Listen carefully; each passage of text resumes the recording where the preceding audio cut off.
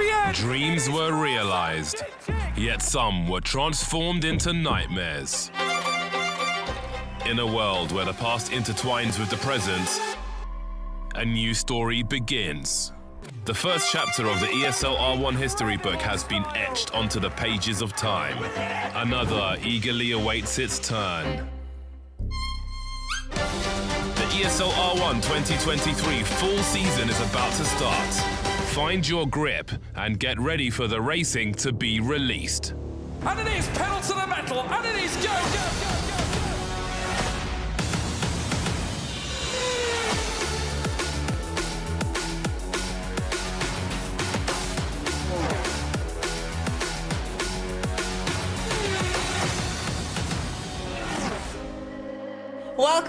Welcome everybody. It is finally time for round number 2 here at ESL R1 full season, of course, and we're going to be diving into Spa. Boy oh boy am I super excited for this, but for those of you that don't know me, my name is Jasmine, and let's just clarify one thing, okay? I already know there's going to be people asking for beta keys left, right and center throughout the duration of this broadcast, so let me clear this up for you. We're going to be handing them out throughout the entire broadcast as well as on social media as well, so make sure you keep your eyes peeled. We've also been keeping our eyes peeled on all of the feedback that everybody at home has been sending us, and we've heard you loud and clear. So this time around for round 2, the name of the game is to explain the game and give you guys all of the tips and tricks on how to get started in the wonderful world that is Rennsport. And as such, because of your feedback, I've decided to bring on a little bit of a special guest to join me here as my expert today. This will be none other than Moritz Lerner representing Mouse. But before I go ahead and bring him on, I want to open up the floor to everybody in the chat. If you've got any questions for Moritz, make sure you send them in there. I'll be keeping my eyes peeled so that I can relay any questions you might have. But I think a pretty nice way to give you a TLDR as to what you might have missed is to welcome Lewis McGlade to join me here on the broadcast. Lewis, you were covering the knockout stages yesterday. For me, the biggest surprise has got to be Team Redline, 2 of their drivers being knocked out already. Yeah, I mean, it's carrying on what we saw back in Monza. Of course, Redline struggled quite a bit there, only getting one driver through, which is Kevin Siggy, got all the way through to the final, sure, but it still wasn't impressive showing. Unfortunately, that seemed to continue. There was drama in the first knockout on the race start. It basically removed Yuri Kazdorp, Thomas Tata, Jeff Rietveld, Jakob Brzezinski. They all got involved in the crash at the first corner. Obviously, drama in the second one. Kevin Siggy not making his way through. Marko Pajic not making his way through. Of course, round 6 winner last season. I was going to say last year, it's not quite that far behind us. Of course, Marcel Chinchik, our Sprint Series champion, and Maximilian Benneker, our Gamers 8 champion, both took wins in their respective knockouts as well. Kevin Ellis Jr. getting up there as well, showing some excellent pace, continuing for the Apex Racing team. It was exciting, it was dramatic. It's a return home for ESL R1, of course, to the Circuit of Spa-Francorchamps, and it's one that's just brimmed with drama. Well, we have some tough semi-final grids, to say the least, as well. Would you say Spa is one of those tracks where the most chaos is going to be unfolding? Always. It's a brilliant track for it. It just creates drama. It creates excitement. All right, well, thank you so much for joining me. I'm going to let you go ahead and rejoin your son, that is Ewan, joining us on the broadcast a little bit later on. And welcome Moritz to the broadcast. Moritz, how's it going? Being here on the broadcast with me can't be that bad, right? It's pretty nice, to be honest. I like to be in this position. It's a lot of fun sometimes to talk about other drivers, to see their driving instead of being in the race. Obviously, I would have loved to race today, but it's nice to be here with you. Well, that's very kind of you. But on that note, you've not necessarily had the best of starts here at ESL R1. Can you maybe help break down for me where you think you might have gone wrong, any mistakes you've noticed yourself making, and why you think you're in the position that you're in? I think my preparation in terms of the start of the season was pretty good. So I was actually quite hopeful for the results getting into round 1 in Monza last week. But yeah, I had one misjudgment, and that put me in a really bad position in Monza, and I just fell back until, yeah, I was in a top 6 fight where everything just went crazy, and then I fell out of the top 6, and yeah, no semifinal for me there. And yeah, yesterday was really quickly for me over. Got put into the wall right at the start, and then it was over for me. So yeah, that's why I'm here today. Do I get a promise from you, though, that you're going to be back stronger for next week? Yeah, next time we have Hockenheim, and that's my track, so that should be good.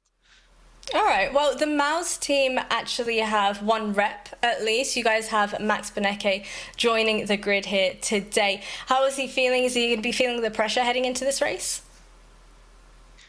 I think he's quite calm. The preparation, especially from him this week, was quite insane. He put in insane times, insane consistency, and he showed it yesterday with the fastest qualifying lap, which was quite far ahead of everyone else. So if he can replicate that even in the slightest today, he's going to be the man to beat, I think. All right, well, we did mention at the very start of the broadcast, it is very much the name of the game, explain the game. So for all of the folks that are joining us here today, give us your tips and tricks, and firstly, explain to us how you should approach Rennsport if you are a first-time sim racer.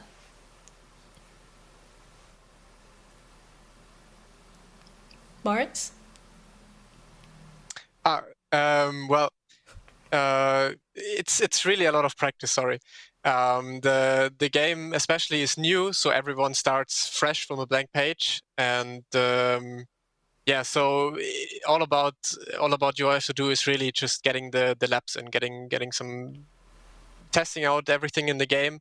That's basically it, and then some guys later will explain you what to look out for, especially like braking and also being very aggressive with the car is very beneficial in Rennsport, and that definitely will help you out. And did it take you very long to get into the swing of competing on Rennsport and driving style on it? I think the very start was quite good. That's why Katowice went really well for me, especially because I mainly drove some other sims which felt quite similar in terms of the driving style. So I felt right at home when I jumped into Rennsport, which was really nice for me. But still, like every other week, like especially also in preparation for this season, every week I find something new, a little detail that just helps me to get the lap times down. And it's a new game, and even after half a year of driving, I still pretty much every day or every week find something new. Well, you know what they say, it's as long as you're learning something new every day, right? But I know a very big topic of conversation in the wonderful world of esports and gaming as a whole, but also sim racing, is the hardware and peripherals that you guys use as well. So could you give me a little bit of insight into your specs? I got after Katowice, for me it was clear to be with the equipment we use there. So I got myself all the VRS equipment, the pedals, the base, and the steering wheel. I have right in front of me. Unfortunately, can't see it. But yeah, it's really nice equipment. It's basically top notch that you can get for sim racing, and especially when you maybe want to go into Rennsport esports, so the ESL R1. This is the equipment you will be using, and you should maybe get if you really want to go pro. Well, I think that leads perfectly into !VRS if you want to find out some more about the wonderful VRS products, as well as the ones that Moritz here has mentioned as well. And another reminder for everybody joining us from home, we are giving away more beta keys throughout the duration of the broadcast. In fact, I actually have one here as well. You just got to be really speedy with it. I hope everybody's ready with this one. And also a reminder for everybody to type !social in the chat as well to keep up to date with all of the latest ESL R1 news. But Moritz, it is time for you to break down Spa for me as a professional. Is it one of your favorite tracks? What are we looking, what we ultimately looking out for heading into this? Spa was always a tough one for me. Like that. It's hard to say favorite tracks or not. It's always, if you're fast, you like the track. If you are lacking pace, you don't like the track. And I was always lacking pace at Spa. So it was never my favorite because, for me, I don't know, it was just a hard one. Especially Sector 1, Turn 1 is very important. That's basically all the lap time you can gain in Sector 1. Because Arouge is flat in the GT3 cars we have. Then Sector 2 is a very long one with a lot of corners. So it's basically all of the track where I can gain or lose all the time on this track. And then Sector 3 again is only basically one corner, which is the bus stop, the last chicane. So if you look into bottom left corner and you have a really good Sector 1 and Sector 2, then you're quite nervous to hit the last chicane, right? And that's basically Spa-Francorchamps. Which of our tracks would you say is the most beginner friendly in the wonderful world of Rennsport? Maybe Monza, because it has the least amount of corners and quite possibly always the same corner structure. I think Spa, which we are driving today, is probably one of the hardest ones because you have a lot of different corners with a lot of different approaches.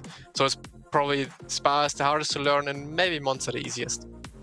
All right, cool. So we're getting all of the chaos here today for round 2 over on Spa. Which of our cars do you think is really going to thrive, as well as our drivers on Spa, given the recent BOP changes that we've had?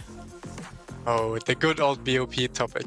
But I think this time the BOP is really absolutely perfect. Yesterday we haven't seen one car dominate, so I think it's pretty spot on. And coming from a driver myself, that's something you will never hear from a driver, I think. Yeah, we got Marcel Cimczek with the most points in semi-final 1. I think he's probably the guy to beat again. He's a season 1 champion, so you're always chasing the champion. McCormick, Jajowski, and then, as I said already, Max, who is in top form. He showed it yesterday. It's gonna be tough for everyone. It's a hard semi-final. There might have been a little bit of bias there. I can see it in your eyes. Does that mean that your prediction for race number 1 is going to be Max? I have to go with Max. He showed it to me in all the practice sessions, and he showed it yesterday to everyone else what he's capable of. So he is the man to beat. I'm going to have to disagree with you. My prediction for this is going to be Dara McCormack. But Moritz, don't go anywhere. I'm going to be picking your brains even more throughout the duration of the broadcast. But, you know, you gave me some tips and tricks at the very start. Let's hear from some of our other teams in the form of Apex Racing Team for their tips and tricks. Hi guys, Jimmy Flick here. Hi there guys, Kevin Ellis Jr. from Apex Racing Team. Just finished up my quarterfinal or knockout round or whatever they're calling it now for ESL R1 round 2 at Spa. We have squeezed through, barely. I'm happy, relieved. So yeah, a really strong quarterfinal this week. A little bit of an improvement over last week, not having to race our way in that hard. The pace is there. To really fight this week. I think we can make the final and really be up there to try and score some good points. So one tip for a beginner that I would say is don't be afraid to slide the car in run sport, just to allow the car to consistently sort of rotate through the corner without bogging down. So yeah, don't be too afraid about trying to drive it too straight. You can actually lean into the tyre a little bit like you can in real life. Don't be afraid of the brake pedal, absolutely smash it. The ABS does a fantastic job of saving any braking mistakes that you have. Oh, look at this. Some more beta keys to be given away. Again, screenshot it, get them done, type them in. There'll be plenty more given out across this, and then you can join Kevin Ellis Jr. and Jamie Fluke as well. Obviously, big thanks to them for explaining how certain things drive in Rennsport. Got to be said, though, not joined by George Morgan. It is, of course, Ewan O'Leary. Hello, mate. Getting ready to go racing at Spa, where it all began.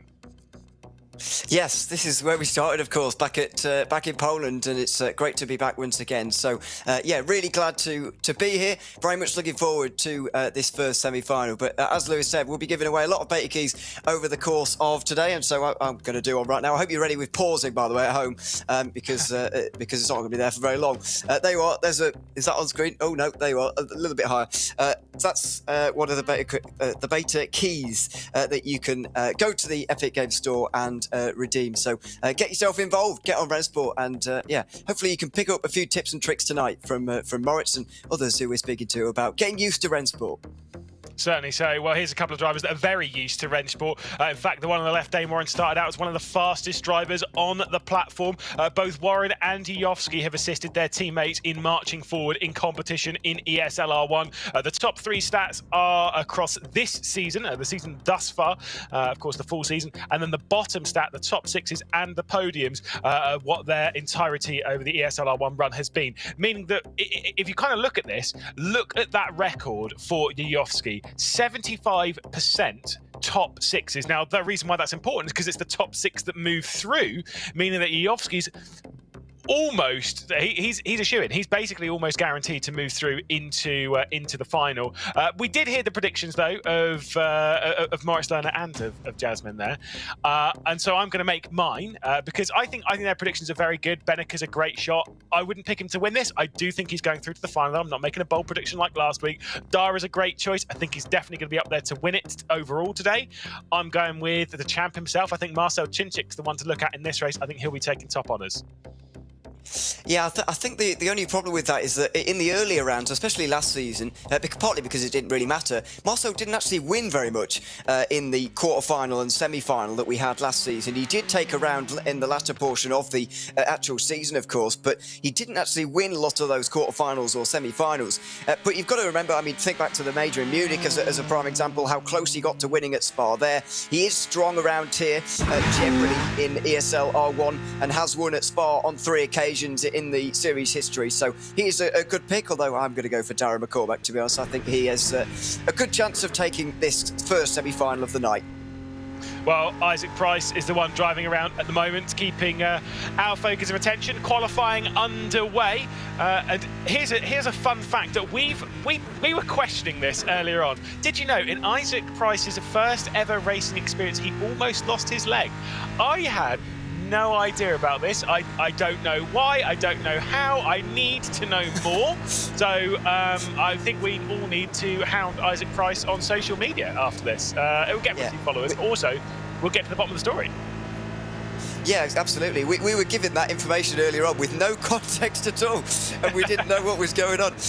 But we'll ask him about it later on, because there needs to be an explanation there. But thankfully, he hasn't lost a leg, and he's here, and he's qualifying at the moment here at Spa. 38.7 in the first sector is a very, very strong start. In fact, that's only just slower than Sebastian Job's record sector there, which he set early on. Another strong middle sector from Isaac Price. He's well on his way to a good lap here. Yeah, I mean, a 59.618, that is a very impressive middle sector as well. Of course, yesterday, if anyone was watching the knockouts, there was actually a record lap time set around the Circuit of Spa-Francorchamps, courtesy of Maximilian Benneker, who set a .230 across the line. We'll have to wait and see whether Isaac Price is going to get close to that. I think we're probably leaning quite close to it, maybe even a .3. Let's see what it does across the line. For G2 Esports, Isaac Price will be the first one across the line. A .267, so it's pretty decent. That could well be pole position, but it's not a record lap, so I'm not interested. No, we were speculating earlier as to whether we were going to get a record lap today, and we may well do. So let's see. I think that is going to be difficult to stay as pole, though, because Max Benneker is here, for example, and he is a very strong qualifier at Spa and racer as well, of course, as Dave Warren makes his way up towards the line for Porsche Coanda. He comes across with a 14.3, just over a tenth behind Isaac Price for the second lap time of this semi-final. Jasmine picks up next. Dara McCormack wrestling it through Blanchimont and heading up towards the bus stop chicane. On the right-hand side, you can see Isaac Price. You can see the emotion, again, as I always said, of the current pole sitter. He is the driver that is on top at the moment. McCormack's looking to get one over. He's not looking too displeased, and McCormack is one driver who nods and shakes all the time. He misses out by 0.02 of a second, hits the wheel as well. It was as close as you like, but not quite there. 0.02. Wow, that's close.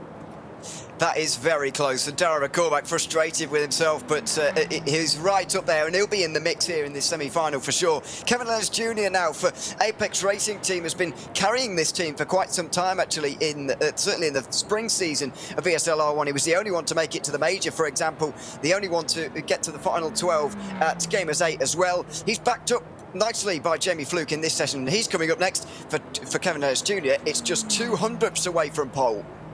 I've got to say, I've got a vibe here. I think this is going to be a very, very close session indeed. Jamie Fluke will be coming down into that final complex. He's seen the lap time that his teammates set, although I would suspect that Jamie Fluke's not going to get too close to that, especially not with that run through the bus stop. I was going to say he might be a tenth or two off of Kevin Lenz Jr. because that was a very impressive lap time. It's going to be much, much more than that. A slowdown going through the bus stop, clobbered the curb, and he will obviously go to fifth.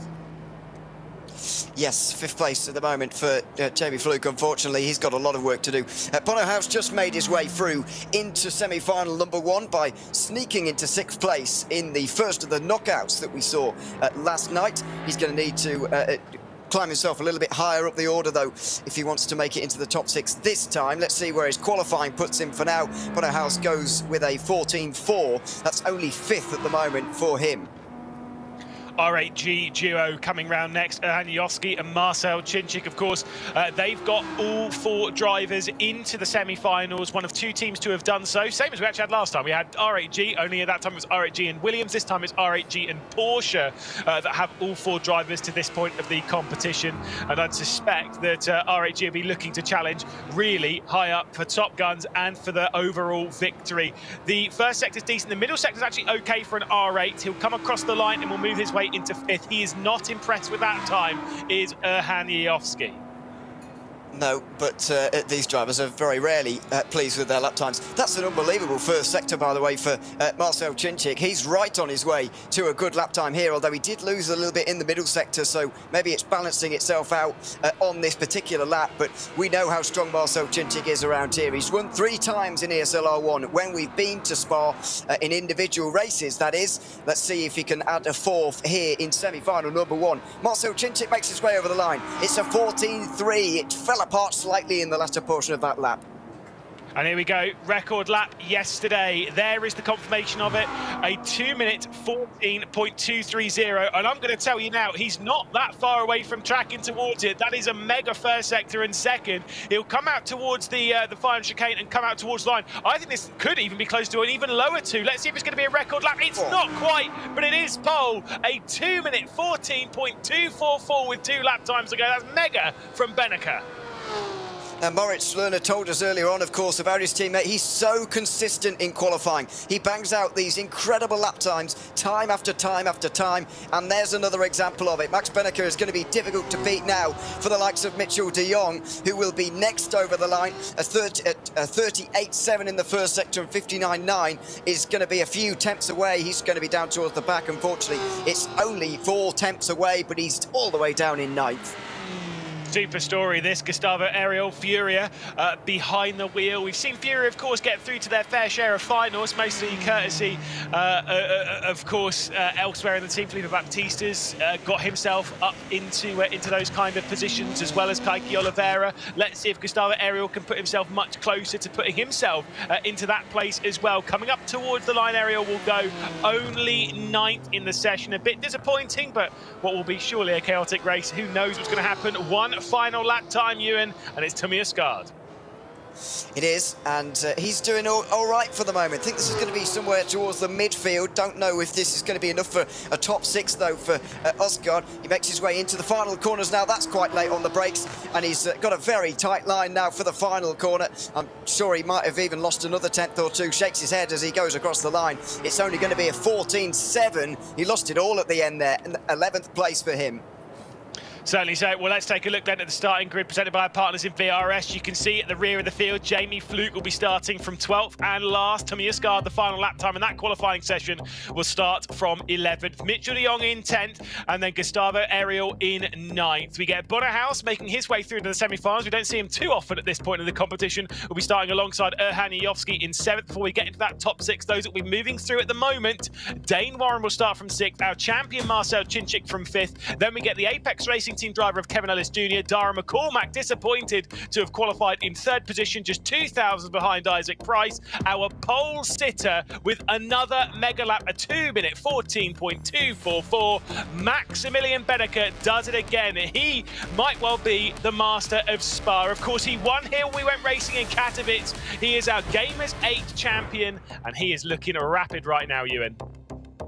He certainly is, and I mentioned it before, he's so consistent with these qualifying laps as well. He did it last night, he's done it again here. Only 14 thousandths between the 2 times as well. It's unbelievable pace for him. It'd be a shock to see him knocked out in this semi-final like he was last time.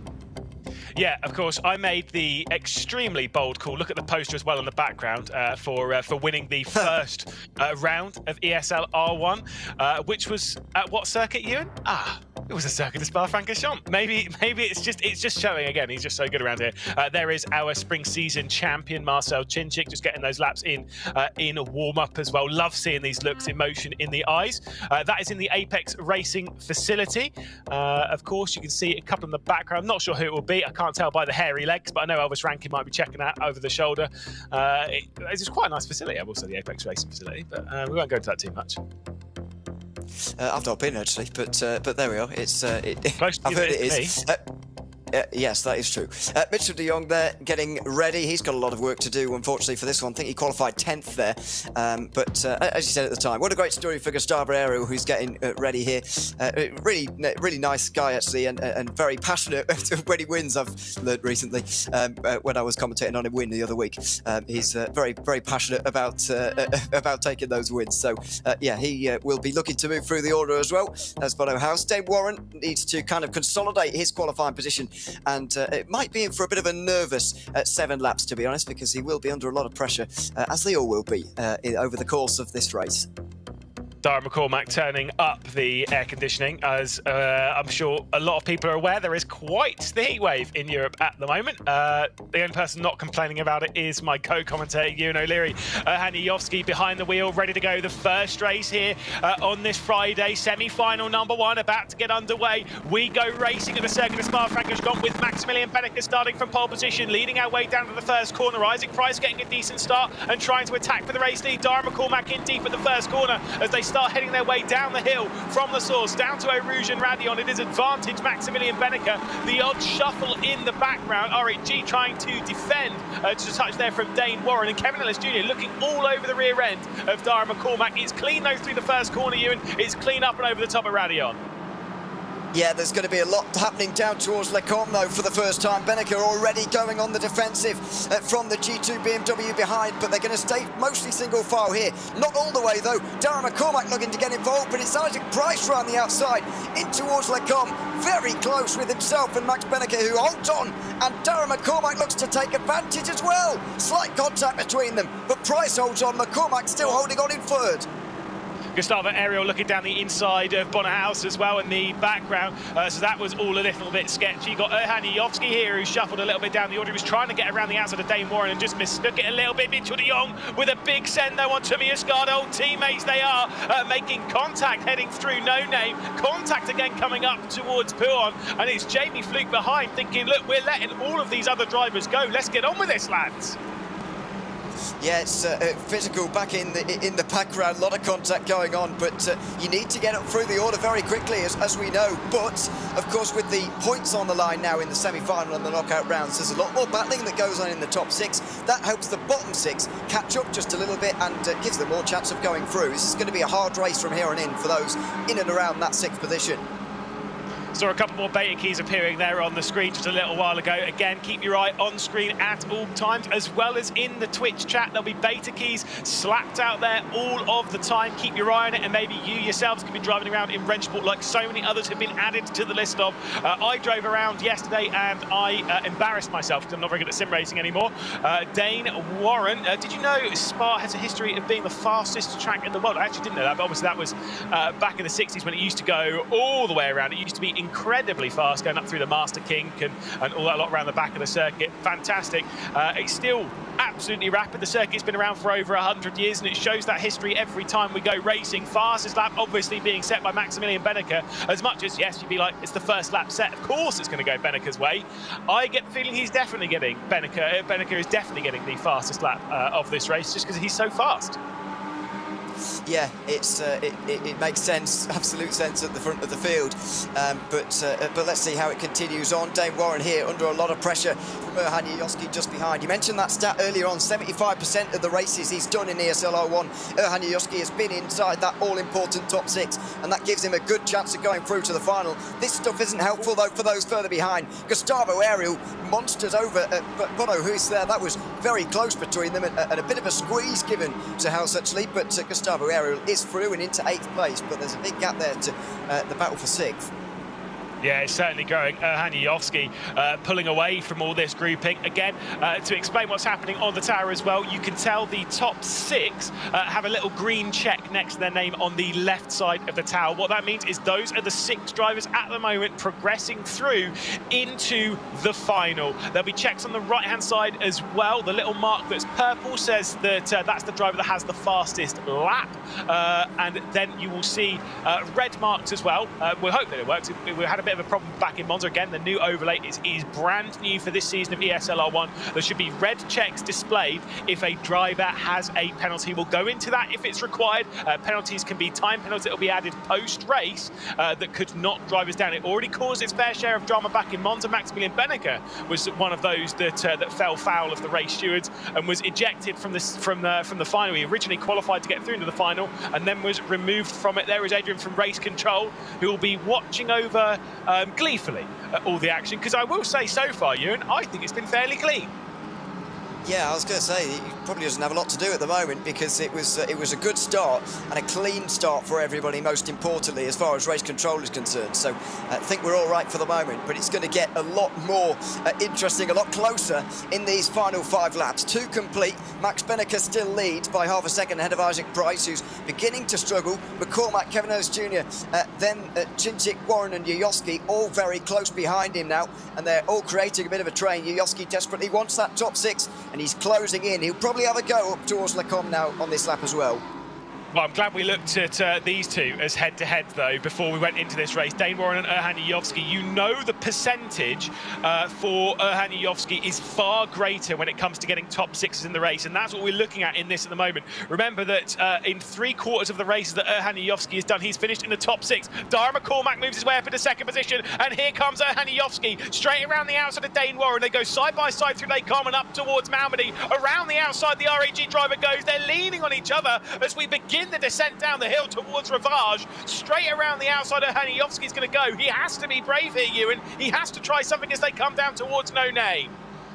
He's got to stay on the inside there, but couldn't quite do it. Couldn't quite get his nose alongside, and Warren made sure that he didn't there. But now this has become a fight for 6th place and nothing more, really. The top 5 should get away as a result of this. And by the way, McCormack did actually overtake Price there in towards Lecombe on that occasion. However, further behind, this is where the battle really is. Yoyoski's not going to let this one go easily. Warren's obviously going to defend for his life from here on in. There's going to be no exchange of positions, and that's going to mean the likes of Bono House, Gustavo Ariel, Tommy Usgaard, Mitchell de Jong and Jamie Fluke, who round out the top 12, are going to catch up. There you can see the 5 of them in the background. They're already catching. One more bit of battling and they're going to be right there. Yeah, certainly. It's kind of, again, this is what we said before about ESL R1.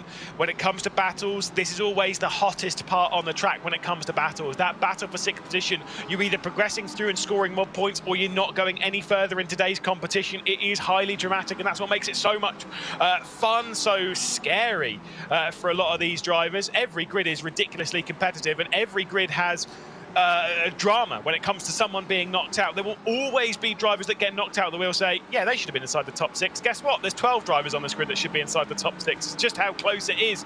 And again, a new thing for this season, there are points paid out for every single position. So we do tend to see a bit more drama. Dara McCormack going for that position on Isaac Price. That probably wouldn't have happened last season. It's one of those things that's changed. It's one of those things that we've heard from you in the surveys and the feedback that we've all received from you, and how we've changed this championship.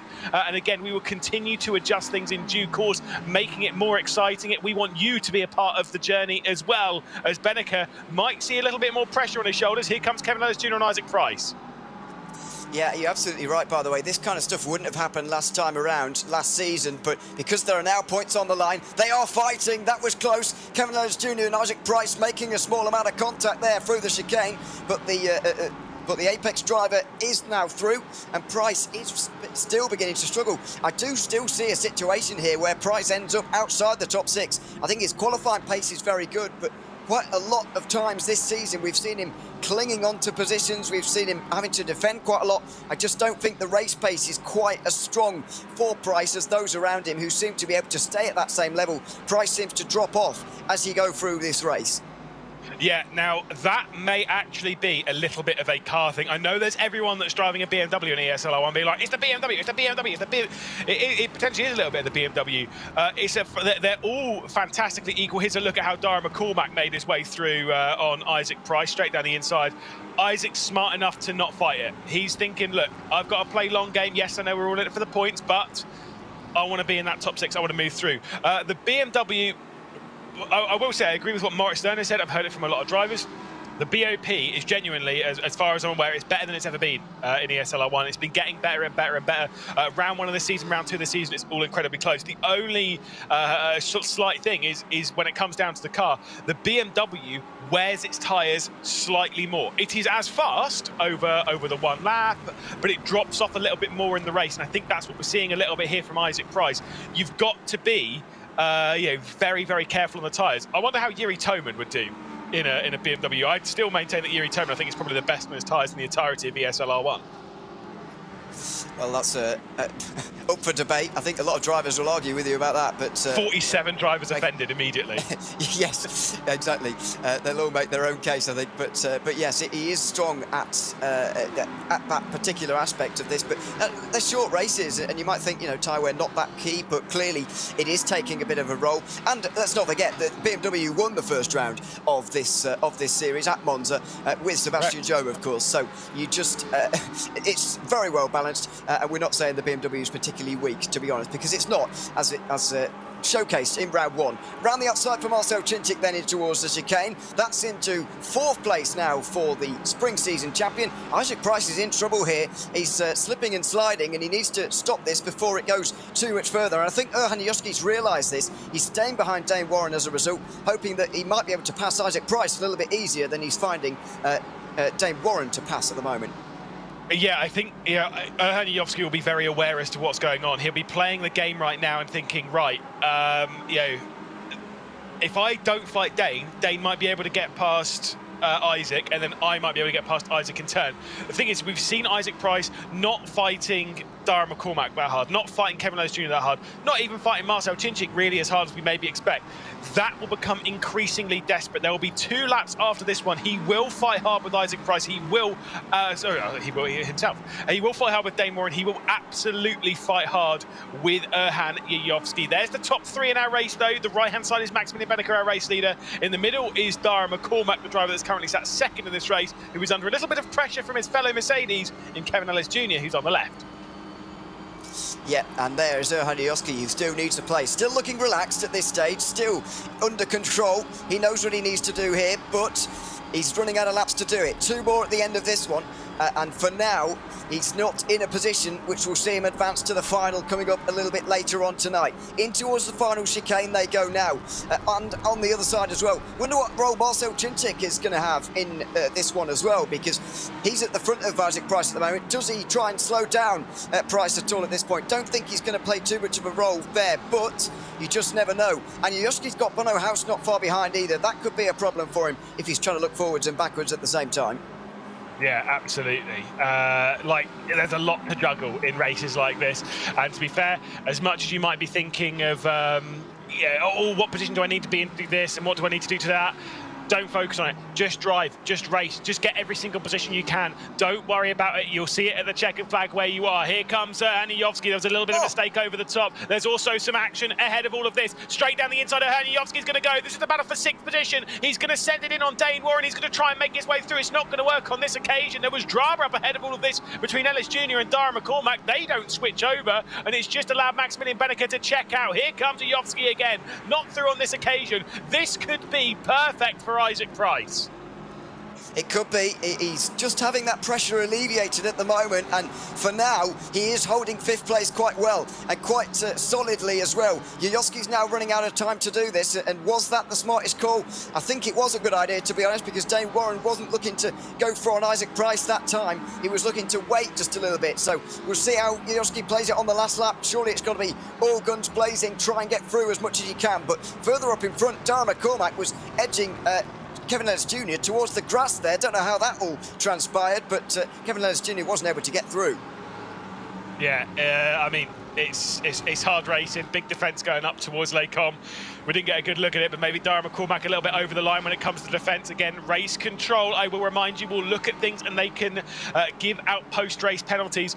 And just because you're not fighting for sixth doesn't mean you can't get penalties. Those fighting higher up the order could well receive stuff. There again, a little bit of a look at race control, looking over a couple of things. There will be increasing amount of things to look at through this race, and those defensive moves, I saw them yesterday, quite a lot of them got like a 3-second time penalties post-race, and it caused quite the stir when it came to the post-race finishing results. So be careful when it comes to being a bit too aggressive in your defense.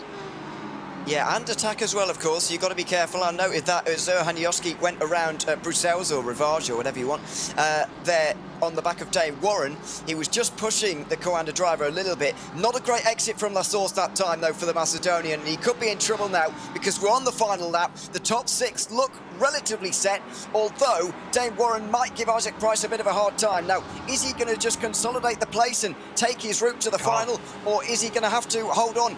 The Audi's very strong, though. Looking for a move here. Erhan Yoski on the final lap. Yeah, let's see if he's going to go for it. Of course he's going to go for it. He's got nothing to lose. He's sending it in. Once again, the squeeze coming over from Dane Warren. He was really slow over the top of Radion, and the Macedonian sends it around the outside of Dane Warren. Fantastic move from R8G, looking to have more drivers progressing. Again, they've looked so fantastic. They've got all four drivers moving on in this. They moved on from the knockout phase into the semi-finals. They had 3 drivers move from the semi-finals into the final last round. I mean, they just keep looking so strong, so consistent. That was a great move from Yovski.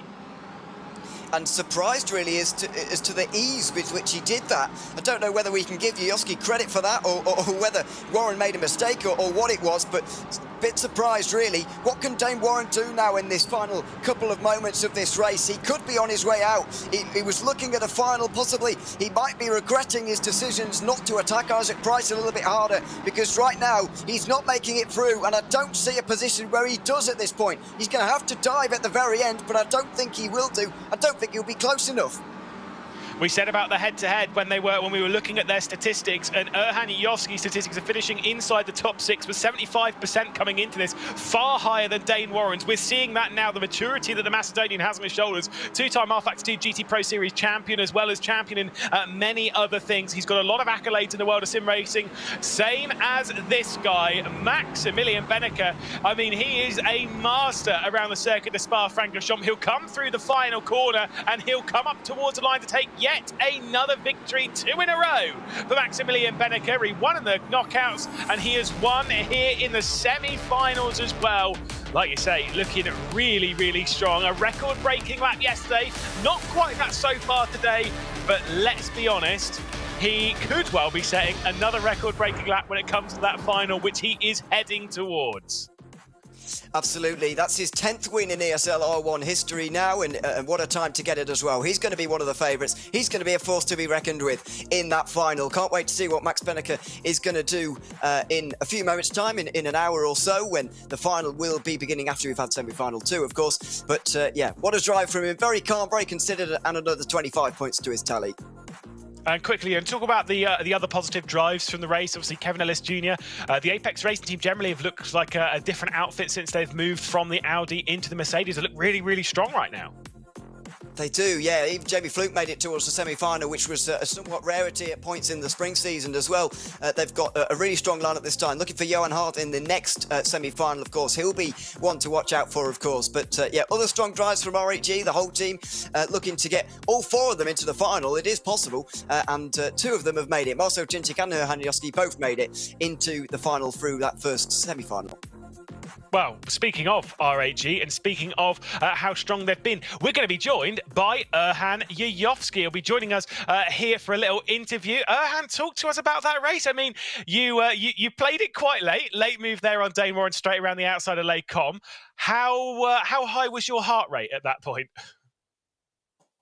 At the moment, it's pretty high, so I cannot imagine what it was when going for the move. But I don't know. I kind of didn't hook up a good lap in qualifying. I ended up in P7, and I had a couple of decent opportunities for pass, but I didn't manage to do it early on.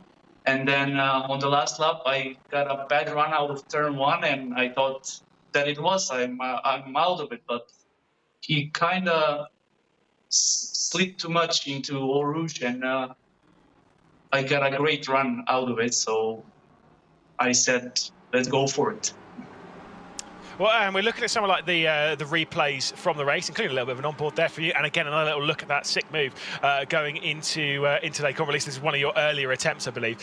When you were sat behind Dane Warren and you were kind of seeing maybe the likes of Isaac Price dropping backwards, was that kind of your mindset a little bit earlier on the day, that maybe Isaac was going to be feeling that kind of pressure and maybe you might be picking up the position on him? Are you kind of weighing up all that stuff all the way through the race?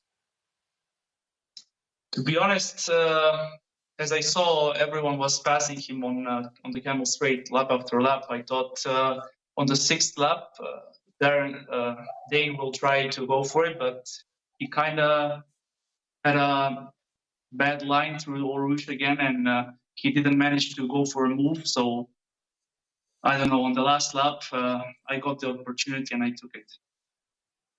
Very quickly, I'll give you a little bit of a yes or no question. Are RHG going to get all 4 drivers into the final? Yes. There we go. Easy. Thank you, Erhan. Good luck for the final. We'll jump back over to Jasmine and Moritz, who'll be talking us through the next bit until semi-final 2. Well, there we have it, Moritz. Dare I say, you might actually be able to predict the future. So my first question for you has got to be, how did you know that Max would win that one out and close it up over on Spa? Tell me. I mean, it's easy. Max is a beast, so he obviously got the win. And now, as I said before, he's clearly the favorite after yesterday and all the practice I saw with him. So he just put it down. The lap time looked incredible. Sector 1 and Sector 2 was already, this is a banger. And he slightly missed the last chicane a bit, where he lost time. But yeah. Pretty good lap time, and then with Isaac Price being behind him, I already knew it's probably going to be easier because the BMW has a bit of struggle with the tires. But yeah, he brought it home. And speaking a little bit more about some of the other drivers, we also had Ariel as well. What did you make of his performance? I actually don't know where he finished. I think he finished out of the top 6, right? Not sure about the result right now. Yeah, I mean, I said it. I think we talked about it briefly before the stream. I thought it's going to be tough for him because he's obviously the new guy in season 2. So he has to, get into the game first. He did a really good job of getting into the game now, but obviously it's really tough against the guys who do this in season 1. But he did a really good job of getting up to pace for where he's now. He's in the semi-final. That's already pretty good. Better than myself. Well, I mean, wrapping up the semi-final 1 for today as well, as we take a look at the results, I think we have to speak a bit more about Isaac Price. As Ewan had mentioned as well, Isaac's quali pace is very, very good. Why do you think it is that he struggles when it comes to these races? Oh, it's a tough question. I'm not practicing with him and I don't speak to him, so I don't actually know what his issue in the race is, because the BMW can go the times that we just saw Max doing in the race. Because at the BOP test we did exactly those times. Isaac is a guy who does a lot of practice. Like he's putting in the most practice hours of all of us, I think. Of all of the drivers. So I guess he's preparing a lot for the qualifying, since it's the most important thing in the series. And it shows. He got P2 in the qualifying with a very good time, actually. And that's basically already everything you have to do in the race. It's only managing to not fall out of the top 6. And that's what he's done. And he's in the final now. And that's everything he probably wanted.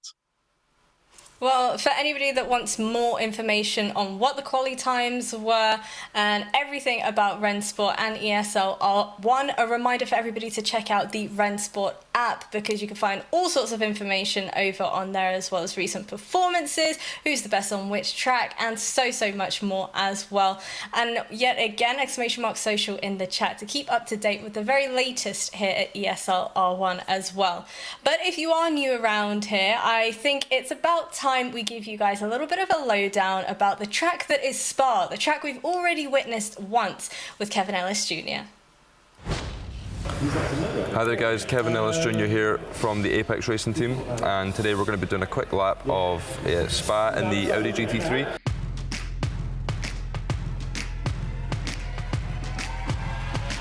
So I'd say Spa is probably one of this car's strongest circuits. Not a whole lot of curbs to sort of upset the car, and a chunk of like low-speed sections as well. So with turn one, braking down the gears as quickly as we can. Make sure to use a chunk of the inside curb. Give us a nice straight exit. Feel free to use a little bit of a short shift if you need to. However, this car does have fairly good low-speed traction. So running it down the hill, we're going to take a chunk of the left-hand curb and then flick it to the right, skimming the curb through there, and just come up with the top of Radion, using as much of that curb as possible. Down the straight, you can have a quick breather and shift up into sixth as late as possible. Really want to make sure that you use up all the RPM in the Audi. Spotting the curb on the left-hand side, onto the brakes, down into second gear, use the inside curb through the right, same again through the left, and then skim the curb for the entry manually as we get it in towards the apex curb, giving us a nice straight exit. Running it down the hill towards Rivage, braking just at the start of those tarmac lines on the circuit, running just a little bit deep as we then set up for the exit and take a nice light apex towards No Name. On the brakes nice and early, a little bit of apex curb there, the car will get a little bit loose if you cut too much, and then on the exit run it down towards Puon. Use all the outside curb on the way in to open up the corner, kiss the apex, full power, and then a little skim of the outside curbs, take the second apex nice and tight, and then run it out towards the exit curb. In towards Fanya, braking at the start of the curb on the left hand side, down into third gear, keeping it nice and tight to the curb, through the left, skim a little bit of the curb as well, and then make sure to use all the exit. Moving it over to the left, onto the brakes again at the start of the curb, Stavolo 1, little short shift into third just to keep the traction, up into fourth, through Stavolo 2, get as close to the inside curb as you can. And then with that you can again catch a quick breath as you head towards Blanchimont. So at this point, if you're on a good qualifying lap, this is where the heart rate starts to go up, and this is a really easy corner to off track. So you want to open up as much as you can, shift to sixth, turn it in, and then use the exit curb. If you cut too much or use too much, then you get an off-track penalty. In towards the last chicane, down into first, cut as much off the inside as you dare.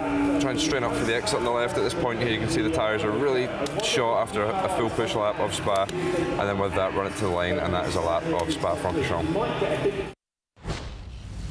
Well, there we have it, Kevin Ellis Jr. taking us through all we need to know about Spa. But what about all we need to know about you, Moritz? I want everybody at home to know exactly why I chose you to come on the broadcast here with me today. So let's take a little bit of a trip down memory lane. Explain to me and the folks at home, obviously I've heard that you've done some IRL racing as well, namely the DTM Trophy, and even got a podium finish on Spa in real life too. So how on earth did you get into real life racing?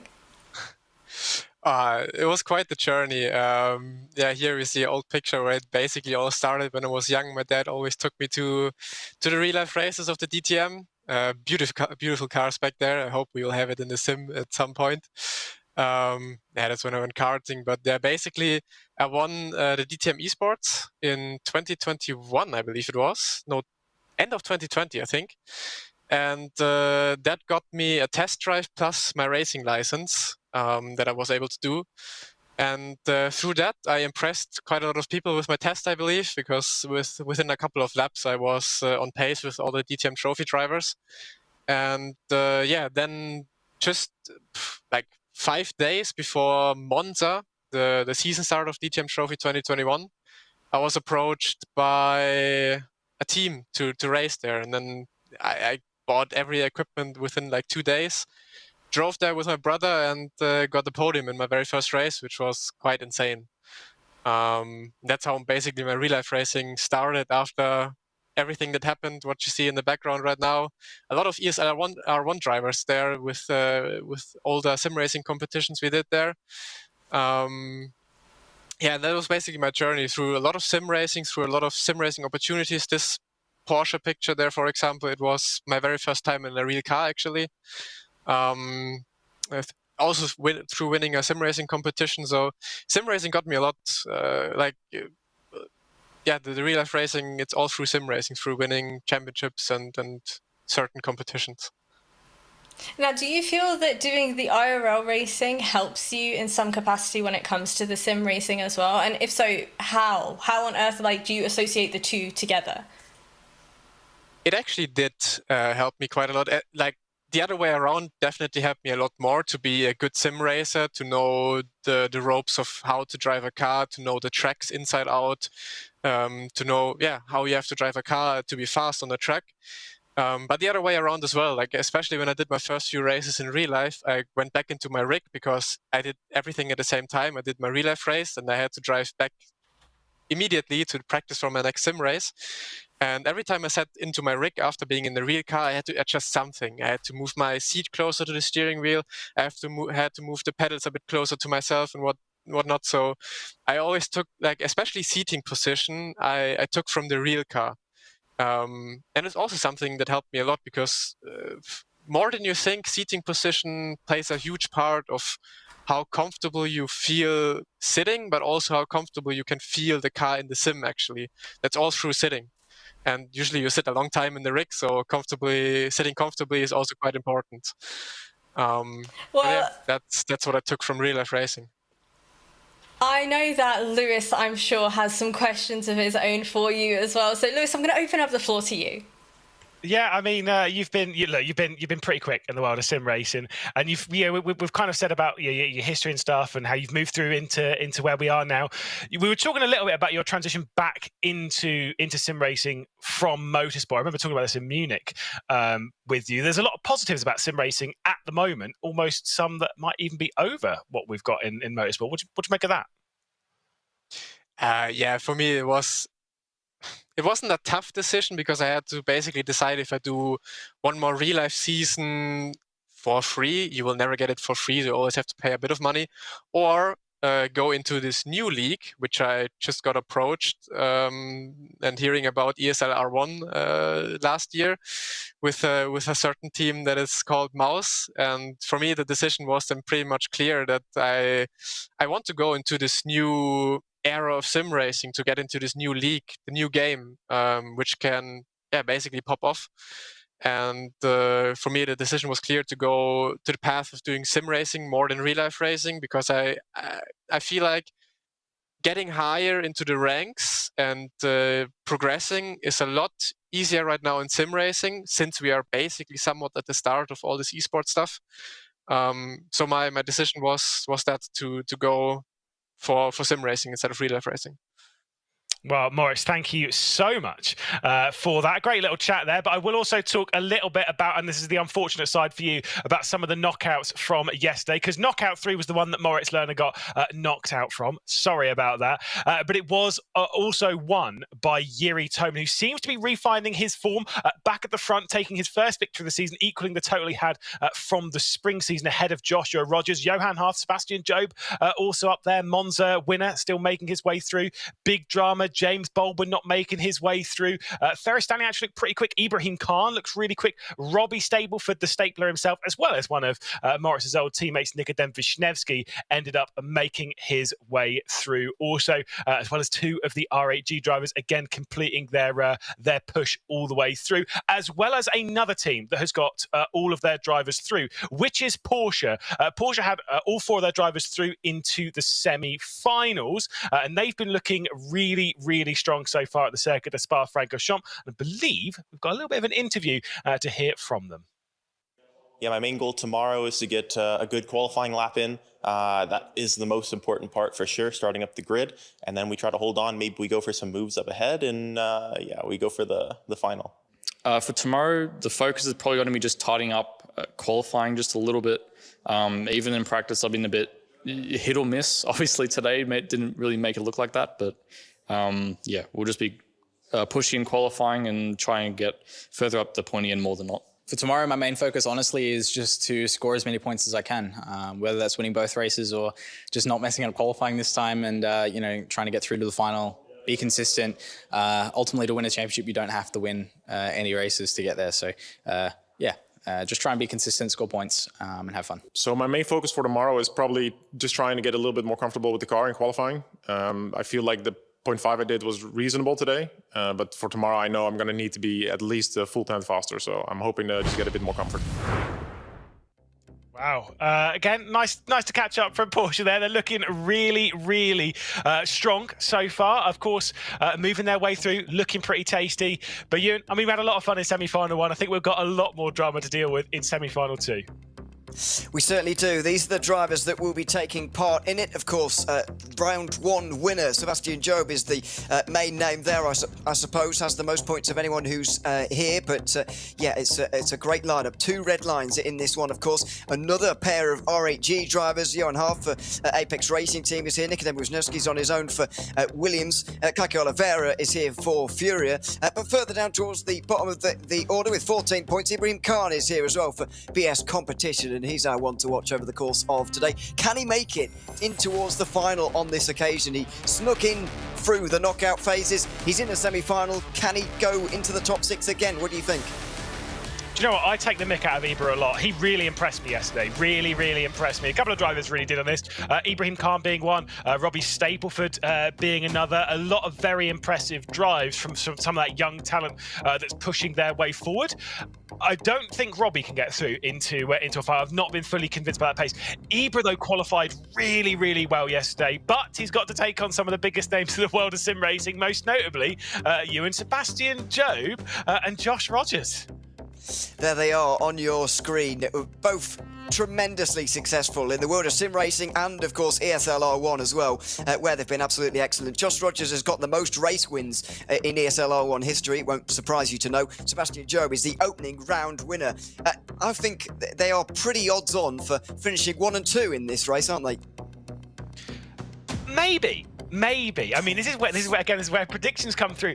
I wasn't fully convinced by Sebastian Job yesterday. I'm not going to lie. I just didn't quite feel he had that overwhelming speed. I'd say like 1 and 2 would be like Yuri Toman, Josh Rogers in that kind of area.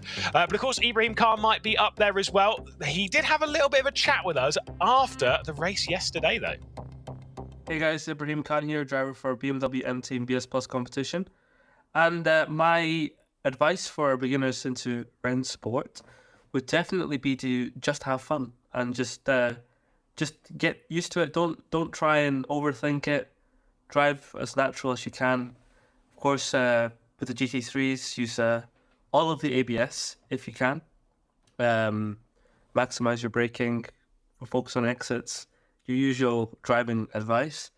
But yeah, just enjoy it. It's a new game, so you'll definitely find some quirks, but that's the case with every game. So, and my expectations for the semi-finals, I would definitely say it's a lot more positive from today. We still have some work to do, so I'm hoping for a top 6 and hoping to bring some stronger pace, especially in the race tomorrow. So yeah, thank you. Well, there's Ibrahim Khan and his thoughts on getting into Rennsport and what he can achieve maybe in semi-final 2. We'll see him coming up very soon. But if you want to take on some of those tips, of course, then have a look at some of the beta keys, in the bottom of the screen, and I'll show another one here as well. You've probably, and Lewis will as well, they are. Take your pick, get one of them, get in quickly though, because they're gonna go soon. There's Lewis's, and yes, you need to be quick. There's mine with my nice handwriting. That isn't helping anyone. But there you are. Take a look and get yourself involved on Rennsport, because as Ibra said there, it's a new platform and everyone's sort of wiping the slate clean, and we're starting afresh almost this year. Yeah, I mean, I've given it a bit of a go. Obviously, we've driven it in person where we did LAN, obviously back in Munich. I did get to drive it a fair amount when we were in Riyadh. Obviously, got to drive it as well. We were at Katowice, and now I get to I drive it from home as well on my normal setup. It's a lot of fun. Like you say, you do have to slide the car around a little bit more. You do have to drive it a little bit differently than you would on some other platforms, maybe close to some others. It's interesting how it drives. It feels pretty natural to jump in and out of, and also I'm really slow still. So I mean, I know you've said that sometimes I'm all right in the world of sim racing. Looking at a competition like this, no, definitely. Well, no, this is a different level, of course, but nearly 10 years ago now, you had your time, I guess. Thank you. It was one of my favourite parts of your stream yesterday, actually, by the way, you trying to drive on Rensport. I found it very amusing. The bit I enjoyed most was you saying that the Porsche had tremendous understeer, and then you went and span at Eau Rouge with the most oversteer I've ever seen in a car. So it was very amusing, but I'm only taking the mic because nobody can see my driving on Rensport, which would probably be worse if we're being realistic. But yes, I enjoyed it. And make sure you check out the streams, by the way, on Thursday nights when we cover the knockout rounds a little bit of a different way to what we do to the semi-finals and the finals. So check them out in Lewis's stream and the other ones as well that go live on Thursday nights before these events. We're into qualifying though. Sebastian Job is out there first of all, and he could well set a time that is not beaten over the course of this entire qualifying session. Yeah, but he's got a tall order to beat. Again, the BMW, whilst I said about maybe it has some of the struggles during the race, it does not affect it during qualifying. It's plenty fast enough. The BOP, like we've said before, we've had chats with drivers, and I've heard from a fair few, the BOP's really solid. And BOP, by the way, means balance of performance. And so you can... basically, it's a way that they balance all of the cars. If you're new to the world of sim racing, if you're coming from other esports and stuff, all of these cars, they all drive slightly differently. The Porsche does things slightly differently, and I still maintain it was very understeery. The BMW is actually really oversteery of all things. And then obviously you've got the Audi R8 and the Mercedes. They all drive slightly differently, and that's what makes it fun. Absolutely.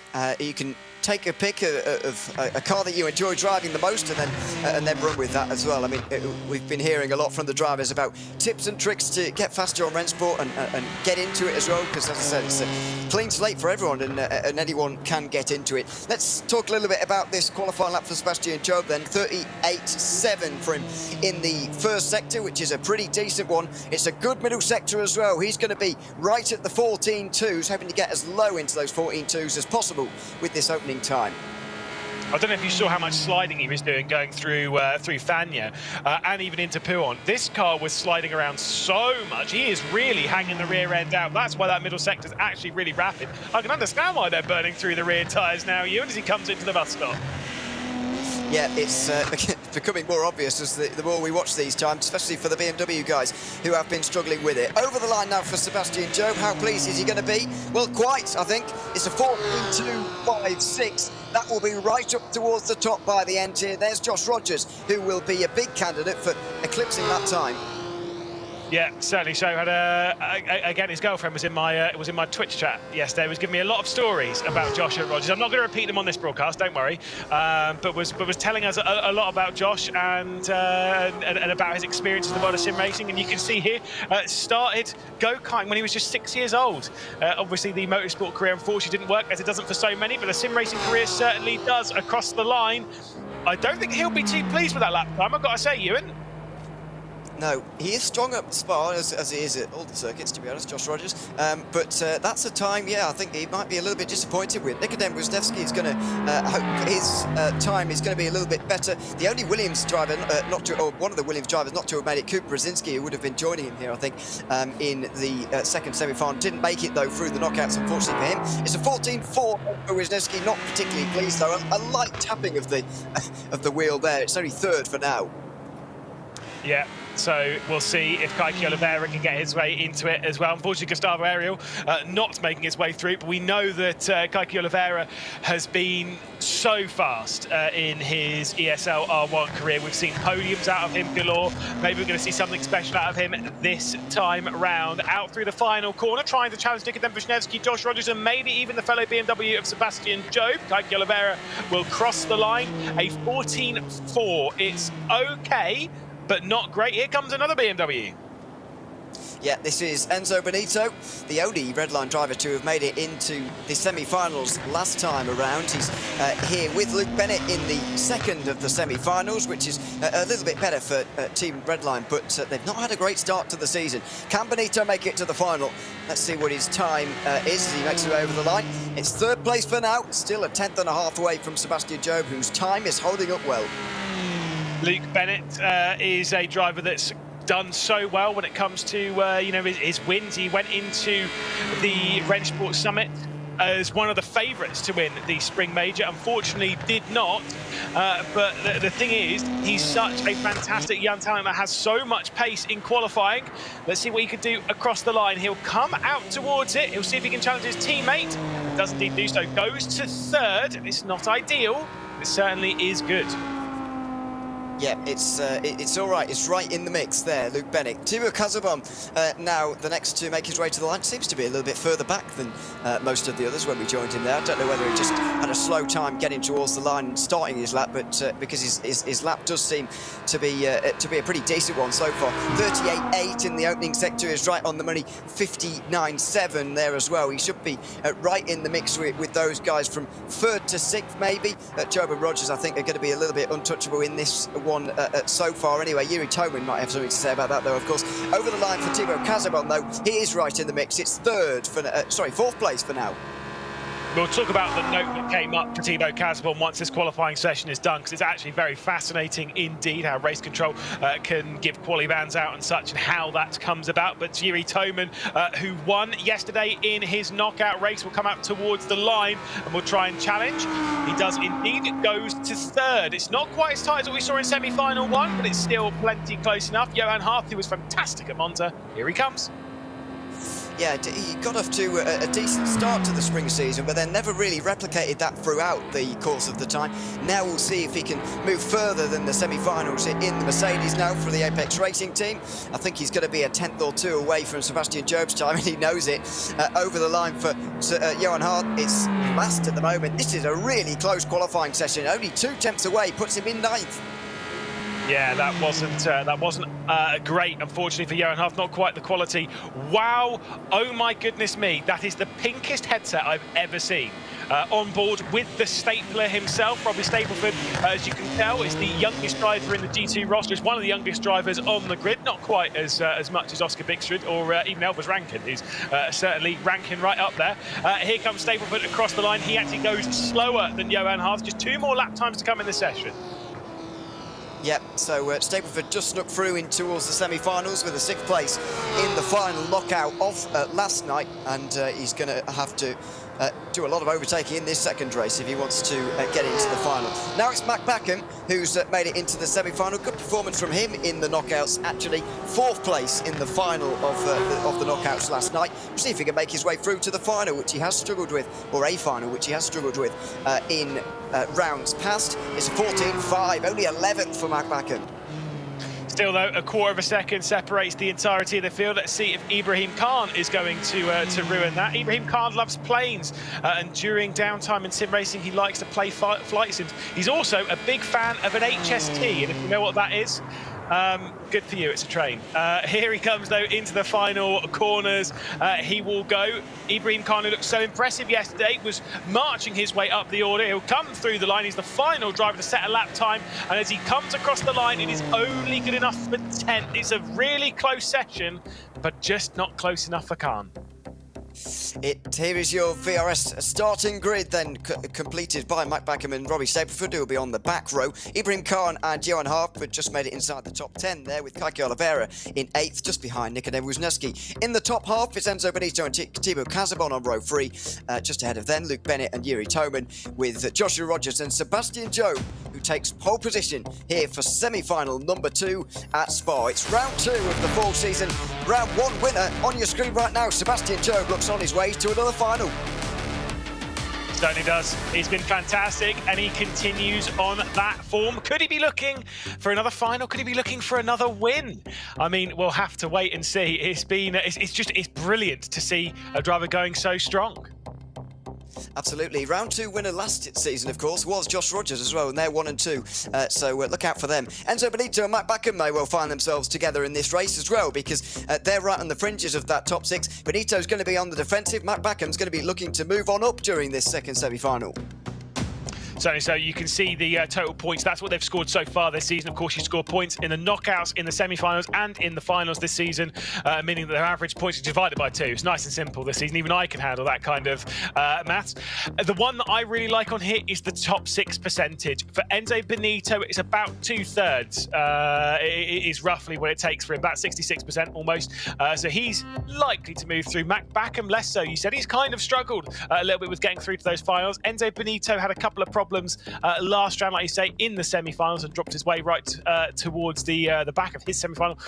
I think this could be big though for I don't know what it is. I feel like there's going to be a big casualty in this race when it comes to those not moving through. I just don't know who it is. Well, that's the beauty of sim racing, isn't it? We just do not know. It is unpredictable. Is it going to be Josh Rogers? You find it difficult to believe that, but you never know. We could see something unbelievable over the course of this race. There's Robbie Stapleford. His headphones are very pink, aren't they? But I like them, to be honest. They're quite nice. He's got a lot of work to do from the back row. There's Johan Hart, who also does. He didn't look very pleased with himself after that qualifying lap, but he'll look to join Kevin Ayres Jr. in the final for Apex, of course. There's Ibrahim Khan as well, getting himself ready. Enzo Benito just, not driving, choosing not to. I wonder what the decision is behind that. Probably because the session's ended by the looks of things. Luke Bennett there as well for Redline has kind of got to consolidate where he is over the course of this second semi-final. Timo Kazabon as well. He was inside the top half. Is that an air conditioning unit right beside him there? On a chair.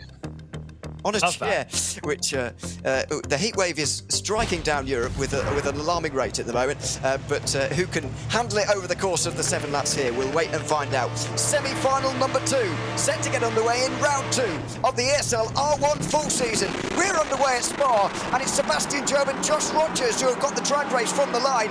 Job with the inside line in towards La Source will hold the lead, with Josh Rogers staying in second place. It's side by side further back between Luke Bennett and one of the R8Gs as well. Don't know whether that's Yuri Toman or Timo Kazabon. Should be Toman who holds on to third. It's another clean start at the second semi-final.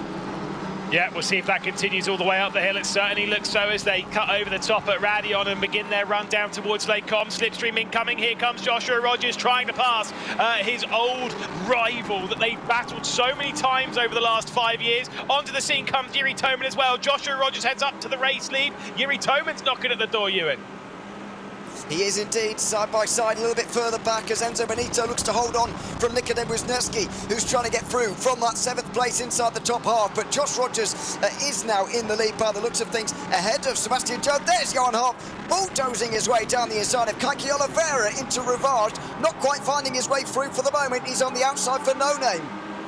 That was maybe a little bit too aggressive there from Johan Hart. It could pull them off the rear end of this train. Ibrahim Khan sat behind this, and he'll be ready to pounce on any mistake that these two make. Kaiki Oliveira squeezing Johan Hart as well. The pair of these very, very elbows out. Johan Hart having to deal with staying in 9th position. That was bold and aggressive from the pair of them.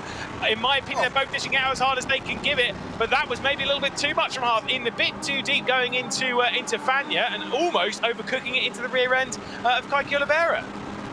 Yeah, got very close there to a bit of a problem for Hart and also Oliveira as well, who were very close together during the latter portion of that lap. We're coming towards the end of lap 1 then, and Josh Rogers is in the lead. Here's Sebastian Job, then it's Yuri Toman, Luke Bennett, Timo Kazabon and Enzo Benito, the top 6. Nikodem Wisniewski is trying to find his way in there in the Williams Mercedes. A bit further back, those battles are meaning that the bottom 5 or so are quite far away from progressing into the final, but it will all close up in towards the final chicane, and as they complete the lap, there'll be nerves here towards the end of the top 6. Enzo Benito is going to have to do a lot of defending throughout the next 6 laps.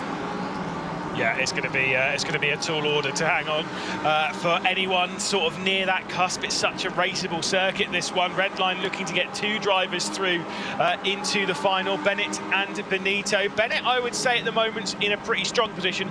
Knowing that BMW goes off a little bit tyres-wise, I would be concerned if I was Enzo Benito. Nikodem Wisniewski as well, we ready to pounce. He used a lot of the top of Radion. I think he's carried just about enough speed over the top.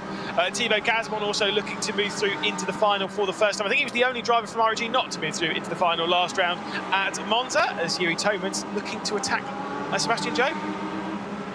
He is. Not many points on the line there, of course. 4 more for Yuri Toman if he gets through, but I think it's a little bit early for battling for positions there. Generally, the top 6 do like to wait a little bit in these semi-finals and knockout rounds, just so that they are absolutely sure that they're in the top 6, and then they can start squabbling over the places. The problem last year, or last season, as you alluded to earlier on, is that they just wouldn't fight in these positions last season. There was almost no point looking at them. We'd constantly be looking at Benito and Wisniewski right now if it was last season, because those were really the only 2 important ones in the race. But things have changed this season. Everyone has got something to fight for. And everyone in chat has something to fight for as well, because boom, there's more beta keys on your screen. Again, Epic Game Launcher, get over there, type them in as quick as you can, take a screenshot, don't just pick the top one, pick a random one, pick like 4, and then just bam, try and type that one in. See if you can get in there as quick as possible, download Rennsport, and try and see how fast you are comparatively to our fantastic grid here in ESL R1. Enzo Benito got into sim racing from watching his dad play Gran Turismo. Oh, that's cute. Hopefully they went to go and watch Gran Turismo together. Did you know Enzo Benito went to the same school as Gianmarco Fiducci? Yeah, that is definitely not true. It's not true. Gianmarco Fiducci managed to trick us into thinking it was, because he's a menace sometimes. But he did not. In fact, they grew up hours from each other. Yeah. Many, in fact, despite being from the same country. But anyway, they had us on that occasion back in Riyadh, if you remember. He's still 6th place, though, at the moment. Enzo Benito still holding on here. Wisniewski seems to be waiting for now. Not really seen him challenge the Italian just yet. No, certainly not. But again, the challenge will come. We're only 2 laps into this race, and the short racing format, it always builds to quite a crescendo. Sometimes it's over the line when it comes to its level of dramaticism, but that's not a word, but I'm making it up and I'm committing to it. But still, it's building up to it in this race. Josh Rogers has checked out, but here comes Wisniewski, Ewan. Yeah, outside line for the Mercedes. Very big squeeze as well from Enzo Benito. They'll both break as late as possible, side by side, as the pole tries to make his way around the outside through the first part, but he can't quite do it. Into Malmedy, still on the outside here, but he makes a little bit of contact. Benito slides, and Wisniewski might have the place. He's on the outside again now, though. In towards Bruxelles they go. It's so close once again. A big squeeze from Wisniewski as he returns the favour. He'll now have the inside for No Name. How much space is going to be given here? Not a lot, but Benito has just enough to hold it round the outside. He's not quite alongside, and now Johan Hart tries to get involved. He's on the inside in towards Pouon, looking for that 7th place, and he might just have it. Kaki Oliveira wants the position as well. Enzo Benito is going backwards.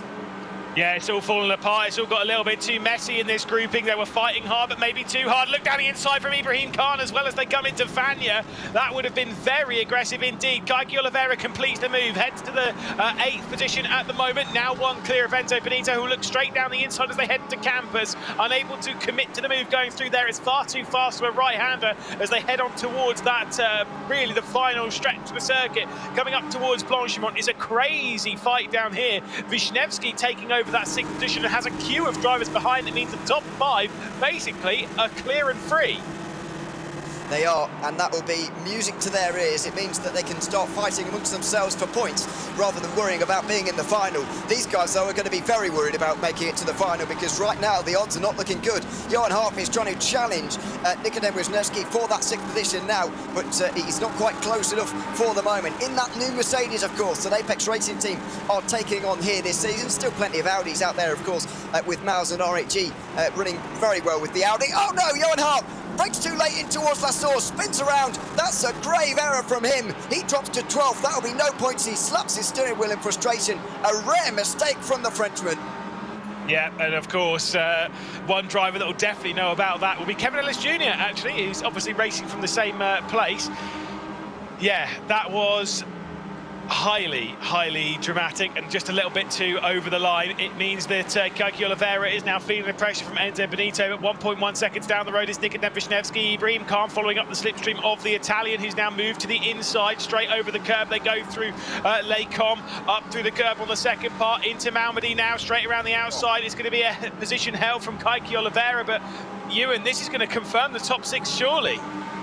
Yeah, think so. Nikodem Wisniewski has a second and a half now over Kiki Oliveira, and I think he will be finishing 6th as well, because he's kind of in his own island there, isn't he? The top 5 are too far away. The bottom 5 are a long way behind him at the moment as well. So, yeah, I think he's looking good there. Wisniewski should be fine to finish in 6th. But what about this fight for 7th? There's still points on the line, and this is exactly what we were talking about earlier on. I mean, in last season, of course, these guys would have something to fight for in the bottom 6 here in the semi-final, because there were points on the line if they knew they were going to be knocked out. But we're going to see a battle for the top 5 as well. What challenge is Josh Rogers going to have in the final 3 laps? Yeah, certainly so. I get the feeling, you know, like I say, if Sebastian Job has the tyres to go on the attack, he'll certainly go for it. Here's another look at this, just complete late braking, overdoing it into the rear end of the Williams. It's easily done. You've got to remember, at that point, the rear of the car is so unloaded. As you're on the brakes, all of the weight has moved to the front of the car. Once you make contact with something, you know, another car, it just moves that weight even further off. Basically, your rear tyres have effectively left the ground. You're going to go for a spin. Yeah, someone's accusing us of jinxing Johan Half. I'm sorry, I'm taking no personal responsibility for that whatsoever. And Lewis Biglade still argues that it doesn't exist. I don't really have an opinion, if I'm honest with you. But yes, Johan Half will be very frustrated indeed, and unfortunately won't be making his way through to the final coming up very soon, of course. Stay with us, because the top 6 from semi-final 1 and the top 6 you can see on your screen right now will be moving through into that final, and they'll be putting on a great show for us in the culmination of round 2 here in the ESL R1 full season. You speculated last week, Lewis, that the Monza final was one of the best ever. Let's see if we can top that here this week. Yeah, Enzo Benito making a bit of a mess of that. Here comes Yuri Toman. He's going on Sebastian Job, not allowing Sebastian Job to go on the attack of Josh Rogers. I've got to say, having commentated on this, you know, on the knockouts yesterday, I've said before, Yuri Toman's tyre conservation, in my opinion, is better than pretty much anyone else on the grid. So I'm going to stick to that. Also, it's the way, the confidence that he had. He went on the attack late on. It was very, very impressive. Anyone who remember back as well when we had the longer races in ESL R1 back in Katowice, the first 2 rounds that we had longer races. I think it was 9 laps at Spa, and Yuri Toman was coming on so strong late on the race. And everyone who might say it's the Audi R8, well, he was coming on strong against Maximilian Benneker. So, I mean, you can't tell me that's just the car. He was just, he timed his tyre management to perfection. Yeah, great endurance driver. If we ran these races, you know, 4 times as long, then Yuri Toman's stock value would go up, you would imagine, based on that. And he seems to be getting stronger as this race goes on as well. The BMW once again slipping away, although only G2 BMW seemingly, because Luke Bennett seems to be doing all right. Enzo Benito's holding his own in the group that he's in as well. So G2 struggling a little bit as well here. We'll see if he can hold on, but I think Yuri Toman's going to be through on Sebastian Job pretty soon. He's very close right now. And Thibaut Casabon only getting stronger as well, as RHG looks to get 4 cars in the final. Yeah, like I say, Williams did it last week, and it looks like RHG might be able to do it this week. We hadn't seen it before, and now we might be seeing it as a fairly common piece as people start to figure out Rennsport bit by bit. They start to figure out the format in ESL R1 bit by bit. Could well be RHG's turn to move their way forward. I've got to say, you know me, I love myself Risto Capit. I really do. Risto's such a nice guy. He's such a great character. But RHG, Thibaut Casabon, I think he is the perfect piece for RHG in ESL R1. I don't think he's got quite the pace to really challenge like Marcel Chinchik for a win, for a championship, all that, but he's got enough speed that he's able to get himself into the mix. He's able to get himself up into those positions, and hey, maybe might well be a round winner at some point in the future. Here comes Yuri Toman, he might well be a round winner tonight. He gets down the inside of Sebastian Job. And Casabon had a look at Luke Bennett there as well, who's currently in 4th place and does need to pick up points, by the way, because didn't score many at all in round 1 at Monza, of course. So Luke Bennett looking for those points right now, but they all are. Sebastian Job looking to hold on to 20, which is what you get for 2nd place. And Yuri Toman looking to add 4 more to the 16 that he's currently got in his hand for 3rd place. And it's Luke Bennett and Thibaut Casabon just behind. Nikodem Wisniewski probably too far away to get involved, and with probably too few laps to get involved here as well. Into Pouhon they go. Josh Rogers has nearly a 2nd. He looks to be on his way to his 18th win in ESL R1 history. It's disgusting how good he is. Anyway, moving on. No, Josh Rogers again. He's one of the best drivers in sim racing, and I've gone through phases of being slightly critical of Joshua Rogers. Not so much in his pace driving, but it's more sometimes he just doesn't take part in as many competitions as everyone else, and so it's a harder gauge. I remember when I first was really keeping my eye on Joshua Rogers, was about 2018, 2019. He was taking part on multiple platforms. He was at the front of basically everything. And yes, whilst he doesn't take part in as many competitions these days, you cannot deny that he is still one of the absolute greatest in sim racing, if not arguably the fastest driver that we have in the world of sim racing. Wow, that's a mega send from Yuri Toman, straight down the inside of Sebastian Job, and Yuri Toman's going to take over 2nd. That was about as aggressive as I've ever seen a move from Yuri Toman. And it could spell trouble for Sebastian Job, because behind him, Luke Bennett and Thibaut Casabon will be very hungry to go through as well. Will Toman be under pressure in towards Lecombe as well, though? That could be a potential problem for him. And of course, he won't want to pick up any penalties as a result of that dive. I think he was absolutely fine, but those kind of lunges can go very wrong very easily before you've even realised. So Toman took a bit of a gamble there, and it did pay off. He's in 2nd now, and with a good run over the top of the hill, he should be able to hold on. But there's a mega slipstream coming from behind. Sebastian Job tucking in behind the Audi. Tremendous straight line speed from the G2. It's BMW, there's contact. Goodness me, they both saved the car. And Luke Bennett goes around as well. Yuri Toman just put the brakes a little bit there and said, I need to make this final. I can't afford to lose it all, scrapping for 2nd place.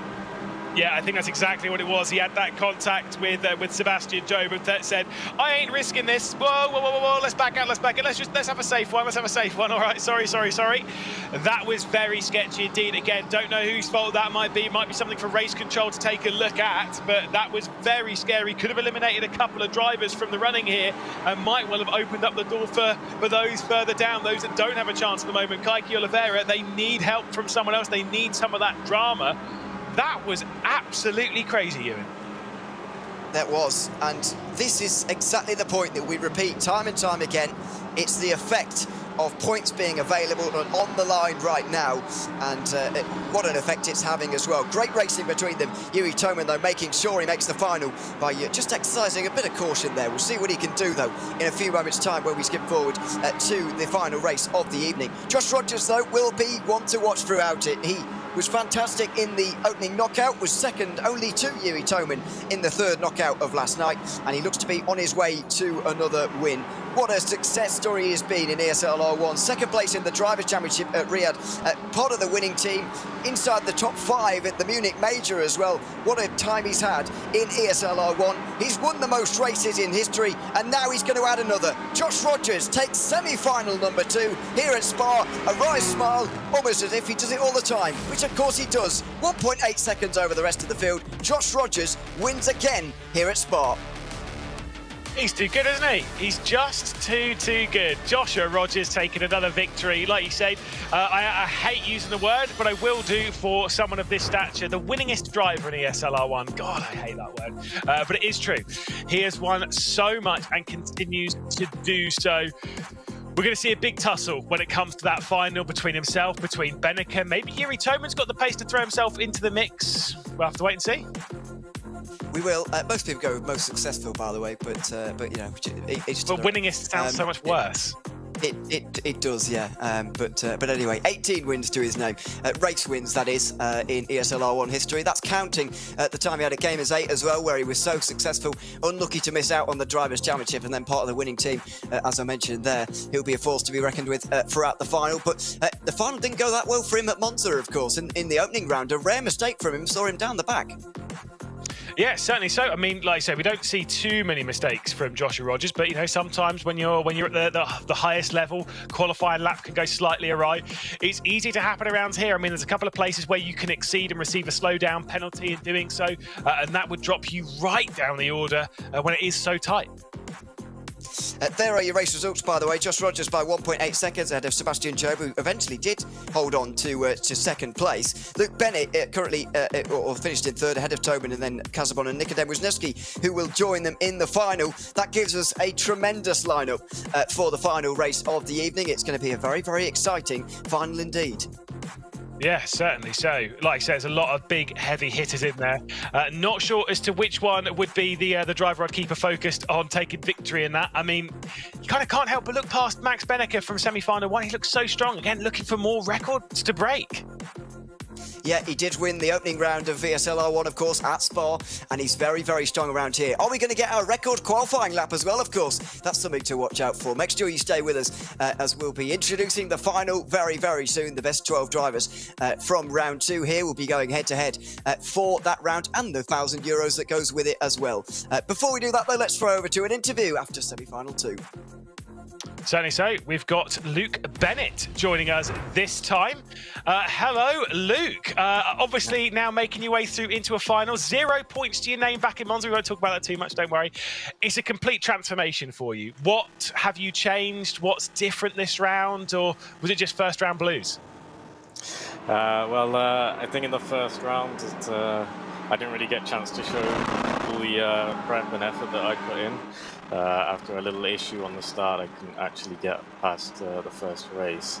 But I'm getting back to form now, back to how I was in season 1, and consistently finishing in that top 6, which is what I need.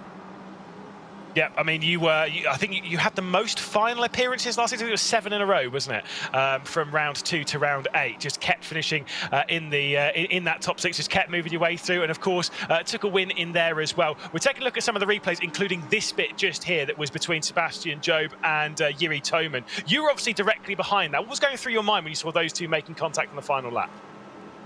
Basically, please don't crash, because I knew that it would mess me up. I knew that if they ended up sideways in Le Combe, then I was probably going to be out as well. So luckily, I saw the gap around the outside of Yuri, and luckily made a nice move and managed to gain a place, which was very nice. Wasn't able to get Sebi on the last lap, but hopefully we can beat him in the final.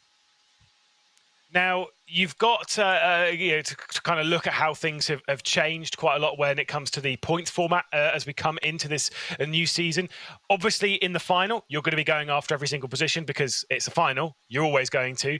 But has the changes to points paying positions, like you say, battling for second, battling for third, has that changed how you approach the races, especially in those final few laps? Yeah, absolutely. I mean, in season 1, it was literally just about finishing the top 6 in the quarterfinals and semi-finals. And now you're actually fighting for points. It makes the races a lot more aggressive and probably a lot more exciting for the viewers. But yeah, we're approaching it completely different to last season, where literally every position matters in all the races, instead of last season where I wasn't too bothered whether I finished first or sixth in the semis or the quarters. Well, I'm going to ask you one very quick question. It's just a yes or no, so we can go with it. Are you going to win round 2 of ESL R1 in the full season? I can't give a yes or no answer to that. Damn. Well, we'll find out together. We'll head back to Jasmine. Cheers, Luke, and best of luck in the final. Cheers, thanks. You can only hope so, right? You're only as good as your last race, though. Would you agree or disagree with my statement? Well, yeah, I would probably agree. That was a really tough question by Lewis. I wouldn't have been able to answer as well. All right, well, as we recap a little bit on the race that we've just seen there, Moritz, I got to ask you and quiz you about these overtakes we've been seeing throughout today. Over in semi-final number 1, we saw 3 drivers manage to overtake Price. We saw, Josh Rogers with the early overtake on Seb as well. Typically speaking, is Spa one of those tracks that's easy for drivers to overtake on, or would you say it's more of a rare occurrence? It's probably one of the easiest or more easier ones, because you have the long straight after Eau Rouge, and we saw most of the moves I think, in the chemistry, especially Josh right in the beginning. But then a very, very good move by Yuri going into the bus stop, overtaking Sebi with quite a nice move, actually. Afterwards, they got a bit together at the chemistry again, where they had a touch. It looked a bit strange, and I think Yuri then just backed out and made it safe because he was in the top 6. Would have been good points for him, though, in P2. But yeah, better be safe in the final than losing it all. Well, we also saw a couple mistakes being made here and there as well. Johan Harth with the braking too late over in La Source as well. Is this down to a new car, do you think, or a common Spa mistake? Because obviously they've just gone from the Audi to the Mercedes. You always want spice, right? You're getting spice. I do. Bring me the spice. Spill the tea. Putting me into the wall yesterday, he got karma. No, but he was, I don't know, he was quite aggressive in this race as well. And yeah, just braking too late into turn 1, hitting the car in front, then spinning himself around. All down to karma. I take it you're a strong believer in karma, then I'm kind of hoping that he's watching this. We can get his thoughts and feelings on it as well. But I know earlier on, Moritz, we were mentioning the equipment that you're using, and I know we've mentioned, braking too late and things like that. So I have a proposition, or more of a theory and a question, if you will. And I want everybody in the chat to get involved as well. I'm going to be keeping my eye on it. I want everybody to let me know right now, do you think you could get the fastest lap time on Spa? There's a catch though. I'm giving you this racing wheel. Oof. Probably not. Like, especially not this one. You can get really good lap times with lower end gear for sure. But I doubt with this one, especially look at the pedals. I don't think I would be able to brake as well with those ones. So what is it exactly about steering wheels that make it so particular? Why is it that it has to be a VRS wheel in your instance? It's all about feeling, getting those little details in your hands, basically. And especially with a wheelbase like VRS has, you have 20 Newton meters of torque, or also any other brand. When you get like at those 20 Newton meters of torque, you get those. You have the steering force. When you turn into a corner, you have a little bit of force you pull against. But then with that force, you also get details of bumps, of curbs, of how much slip is on the tires. Whereas with lower end gear, where you maybe only have like 6 Newton meters of torque available, you get the steering and you get the feedback of the steering. It's harder to steer, but then the steering wheel can't give you those small details anymore, and that's where like a high end gear is really beneficial to give you those small details to react to, like, oh, there's a bump, or I have a little bit of more slip to my tires than the corner before. Then I have to do this move or that move, So that's where higher end gear really helps you. Well, let's go ahead and dive in even deeper with the wonderful world of sim rigs, and probably one of the goated sim rigs we've seen so far. Hey guys, Rory here, and welcome along to the ESL R1. I'm going to give you a full rundown of one of our rigs that, as you can see, all the drivers are using right now. So let's start with the most important thing, the steering wheel. Super high quality formula wheel here that is connected to a direct drive base. Now, the bases that these drivers here are using are very, very strong. They're also very high quality. The latency in these are super quick, so they can feel exactly what's going on with oversteer, understeer, and drive just as quickly as possible. We've got a seat here, very, very snug, so all the forces that are coming through is going to keep the driver in the right position. Down here, we've got what is known as a load cell brake. So you've got a clutch here, purple, we've got the brake blue, and the all-important throttle here in silver, and it's all connected to an aluminium rig. There's a very, very wide 49-inch ultra-wide screen as well. And some things that you probably won't see in your normal everyday rig is this. This is the camera that is going to be showing all the emotion throughout every single race. So that's a complete rundown up and down here of one of the rigs here at ESL R1. I will see you on the Battle Royale. where you can go ahead and find plenty more track explainers and lots more content over on the ESL_R1 YouTube channel as well. We've got content left, right and centre, and we've also got beta keys left, right and centre. I've got one right here as well. Moritz, I heard a bit of a discussion between you and Elvis in the Twitch chat. You mentioned that he was as slow copying the code as he is racing.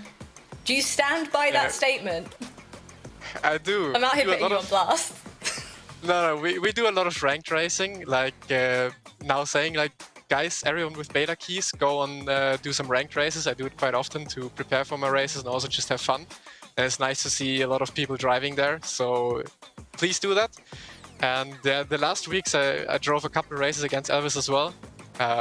He was always finishing behind me. And if he's as slow as on the track with copy-pasting his code to get his beta key for the Epic Games Store, then yeah, he's gotta get faster. I like it. I'm liking the shade and the spice that you're bringing to the broadcast. It's been a pleasure having you on here with me. But let's chit-chat a little bit more about memory lane and cast our minds back to the spring season where we saw Marcel Chinchik closing it out and winning the major. I gotta ask you, did you feel that there was a moment in which Marcel might have choked a little bit? As soon as we saw James Baldwin claiming that finalist mode, was there a moment that you thought Marcel couldn't do it? 100%. It was Nürburgring. I still remember because I knew for myself that I didn't have the pace to fight for getting the championship myself. So I was basically just sitting in my rig and also like keeping an eye on what everyone is doing, especially Marcel and James. And especially Nürburgring is I can still remember is when they had the come together in the last chicane, last lap, when it really came down to it. Who of those guys wins the race? And then I think Marcel didn't do anything wrong, but he thought he did something wrong, lifted out of it and let someone else win. And that's where I actually already would have been able to seal the deal. And that was, I don't know, he's a very, very nice guy. And he's doing like, if he thinks he did something wrong, he will account to that, even on track, and let the guy pass again. And that's exactly what he did, even if he didn't need it to. And yeah, that's where he probably could have won the championship already. Well, if everybody is watching the broadcast and they're thinking, who on earth is this Marcel Chinchik that you are going on and on about? We've got a little bit of a longer content piece for you and a bit of a documentary about him, so let's find out more. Our first champion, it is Marcel Chinchik! The ESL R1 Major Champion, Marcel Chinchik.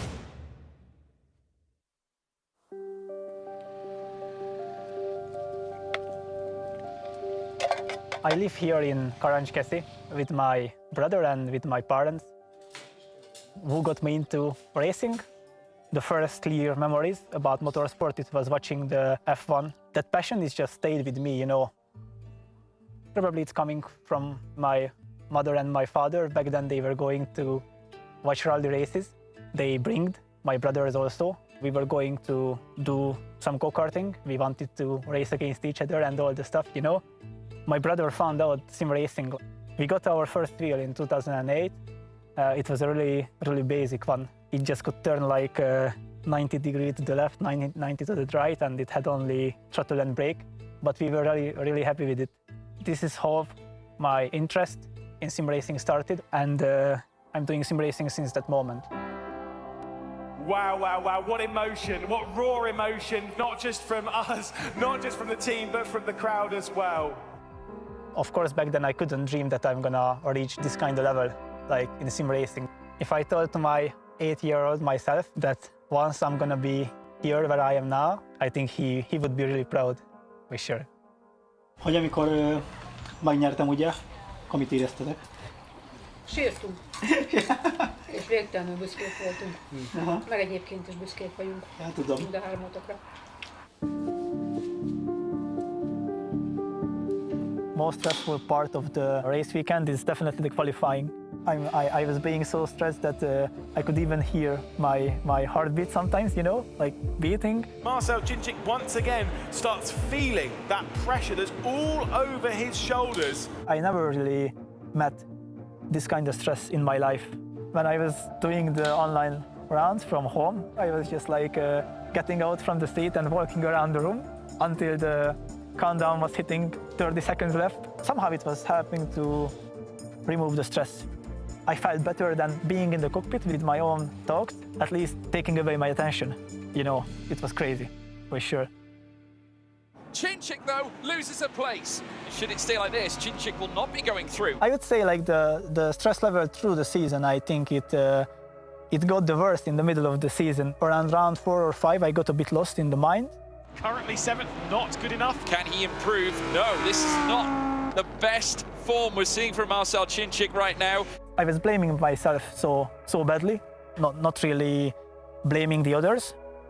When I do some bad performance, I always try to find a mistake in myself, what I did wrong. I was angry on myself.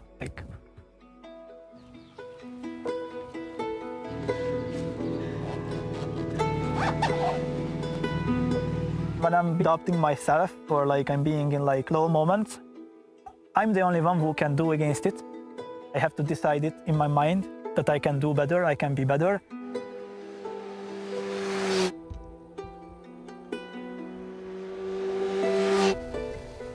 I have a really good supporter.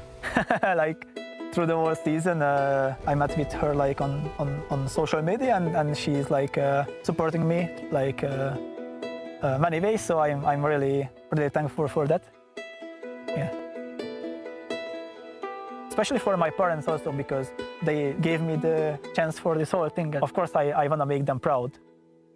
People are not around you physically, but you know that they are around you in soul or something. That's a really great motivation.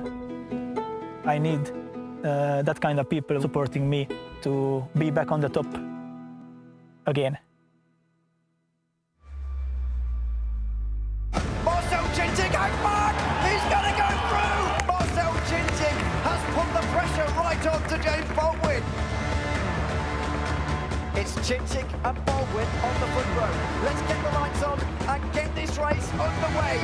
Baldwin is leading, Chinchik is second. Could this be the last race? 5 kilometers then left to go. So we went to the last lap. James was still leading.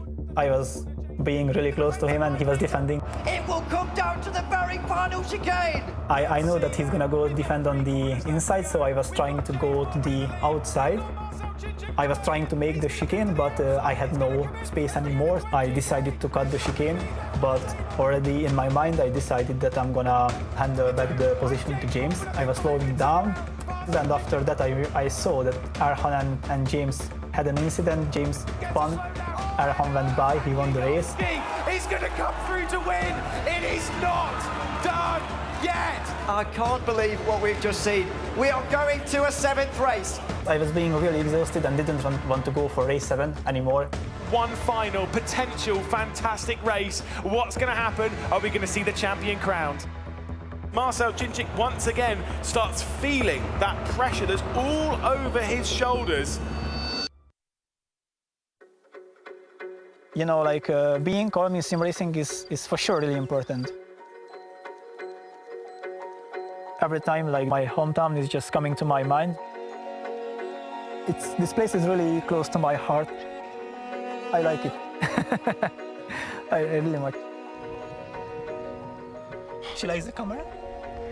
He's erratic, he's crazy, he does this, he does that, he does what he wants. He can be a bit wild, but there is something about competitions like this. His mentality, it just matches it really, really well. He is just super calm. The red lights will be coming on. Marcel Chinchik, here goes McCoy around the... Whoa! Lawrence Lerner into all of them. They're all over the case. And this is massive for Marcel Chinchik. He's nearly a second lead for the Hungarian. At this moment, I'm thinking back to the whole season, all of the hard work I did. 4 months of crazy racing, preparing every day. I was looking forward to get home. I wanted to do not just for myself, but also for my family. That gave me some plus motivation. Just one more trip around this circuit for Marcel Chinchik to take this title. The gap, of course, comfortable. I'm reaching the last corner of the last lap. I realize now that I'm gonna take the win and take the trophy. And he is to be crowned our first champion. It is Marcel Chinchik. It's just worth to prove yourself what you are able to do, what you can achieve. If you trust yourself, That's what's nice about sim racing. You can have low moments, you can have pretty bad moments, but when you are on top, those are the moments where to do. And look at the emotion down there as well. Your spring major champion, Marcel Cinčić.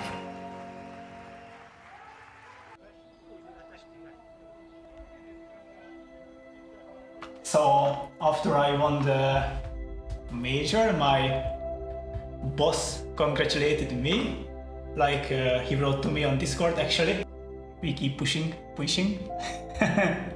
So, and also after that he asked some advice, some settings for Rensport, so maybe he wants to race next season.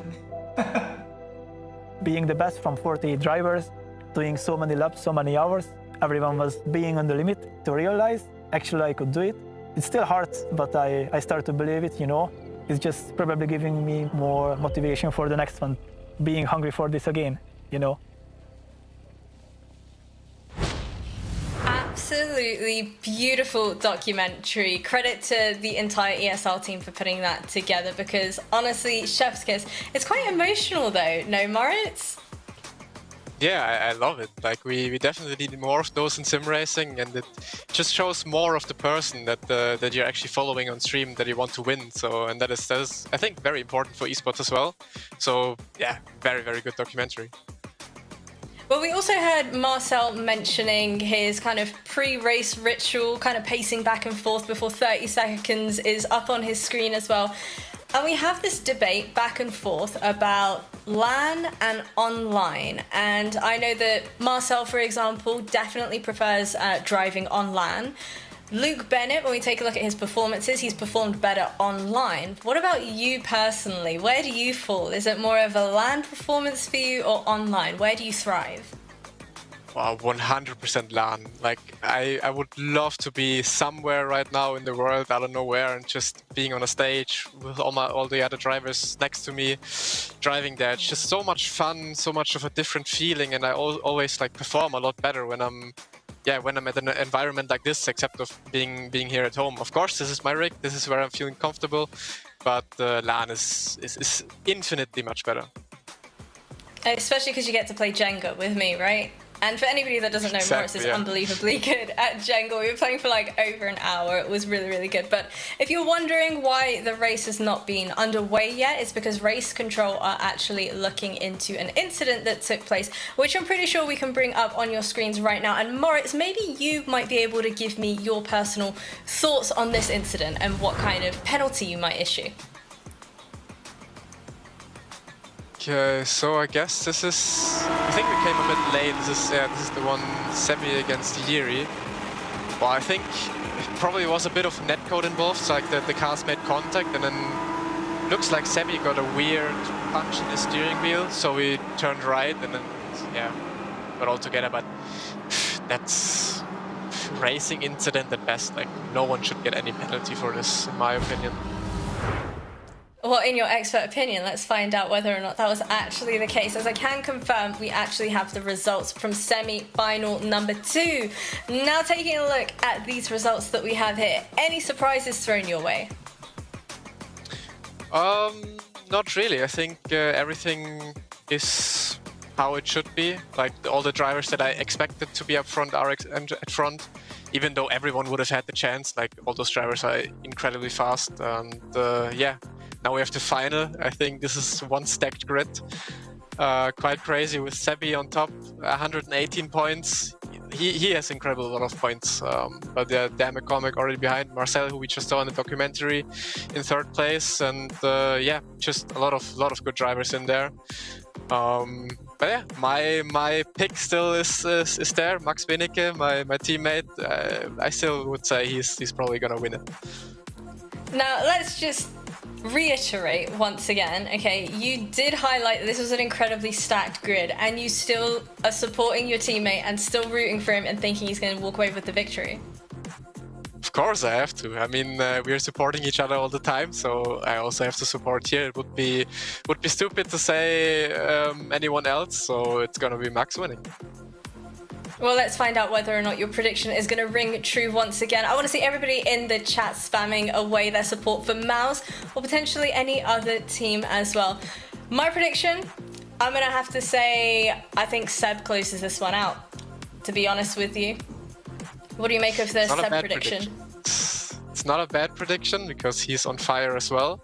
But I think we saw that the BMW drops off a little bit with tires, so let's see. Maybe in quali he's ahead, but he's not going to be ahead in the race.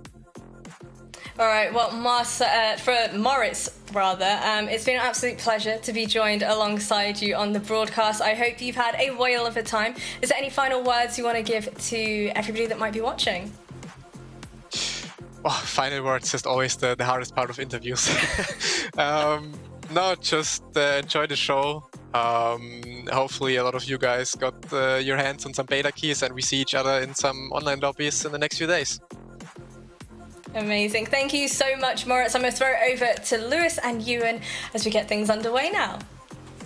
Yeah, certainly. So, and again, if you want to join Moritz Lerner, I have a beta key for you. Type this in, get it onto the Epic Games Store, off you go, and maybe you can prove that you would actually get through into a semi-final. Anyway, moving on from that, I feel so bad now. I instantly feel really bad. This is an incredibly strong grid, Ewan. Who do we think is coming out top? I'll let you have the honours. You can go first. Who do you think is going to win? Thank you. I'm going to go for Josh Rogers, who took semi-final number 2 there and will no doubt be up towards the front. I mean, it would have been a good pick at Monza round 1 as well, but as I mentioned earlier, a rare mistake saw him towards the back there, and he didn't pick up as many points as he probably could have from the opening round. So yeah, I'm going to go for Rogers. It's a safe pick, really, isn't it? But he's difficult to look past in these situations. I mean, so obviously Moritz has gone for Max Benneker. Fair enough. I understand that. Cool. Sebastian Job has been picked by Jasmine. Yeah, again, great call. Although I would say around here, I think the BMW might be a little bit too hard. You've gone for Joshua Rogers, which makes me feel that I probably have to go for a Mercedes, and I will steal the pick from the semi-finals that Jasmine had. I'm going to go for Dara McCormack coming out on top in this one. All of which I think they're all very good choices to take a victory. Yeah. Let's be honest, there's a lot of other ones in there, Luke Bennett being in there, Yuri Toman, etc., etc. We'll take a look, though, on a little bit of a tour around the circuit. I think we're looking at Monza now. Hello guys, my name is Enzo Bonito and today we are on Monza, in my Italian place as an Italian, showing you a lap.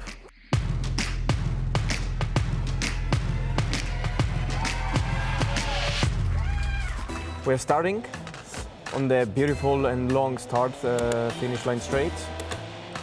We're obviously gonna use the BMW M4 GT3 and we are using all of its power, so RPMs until the very end.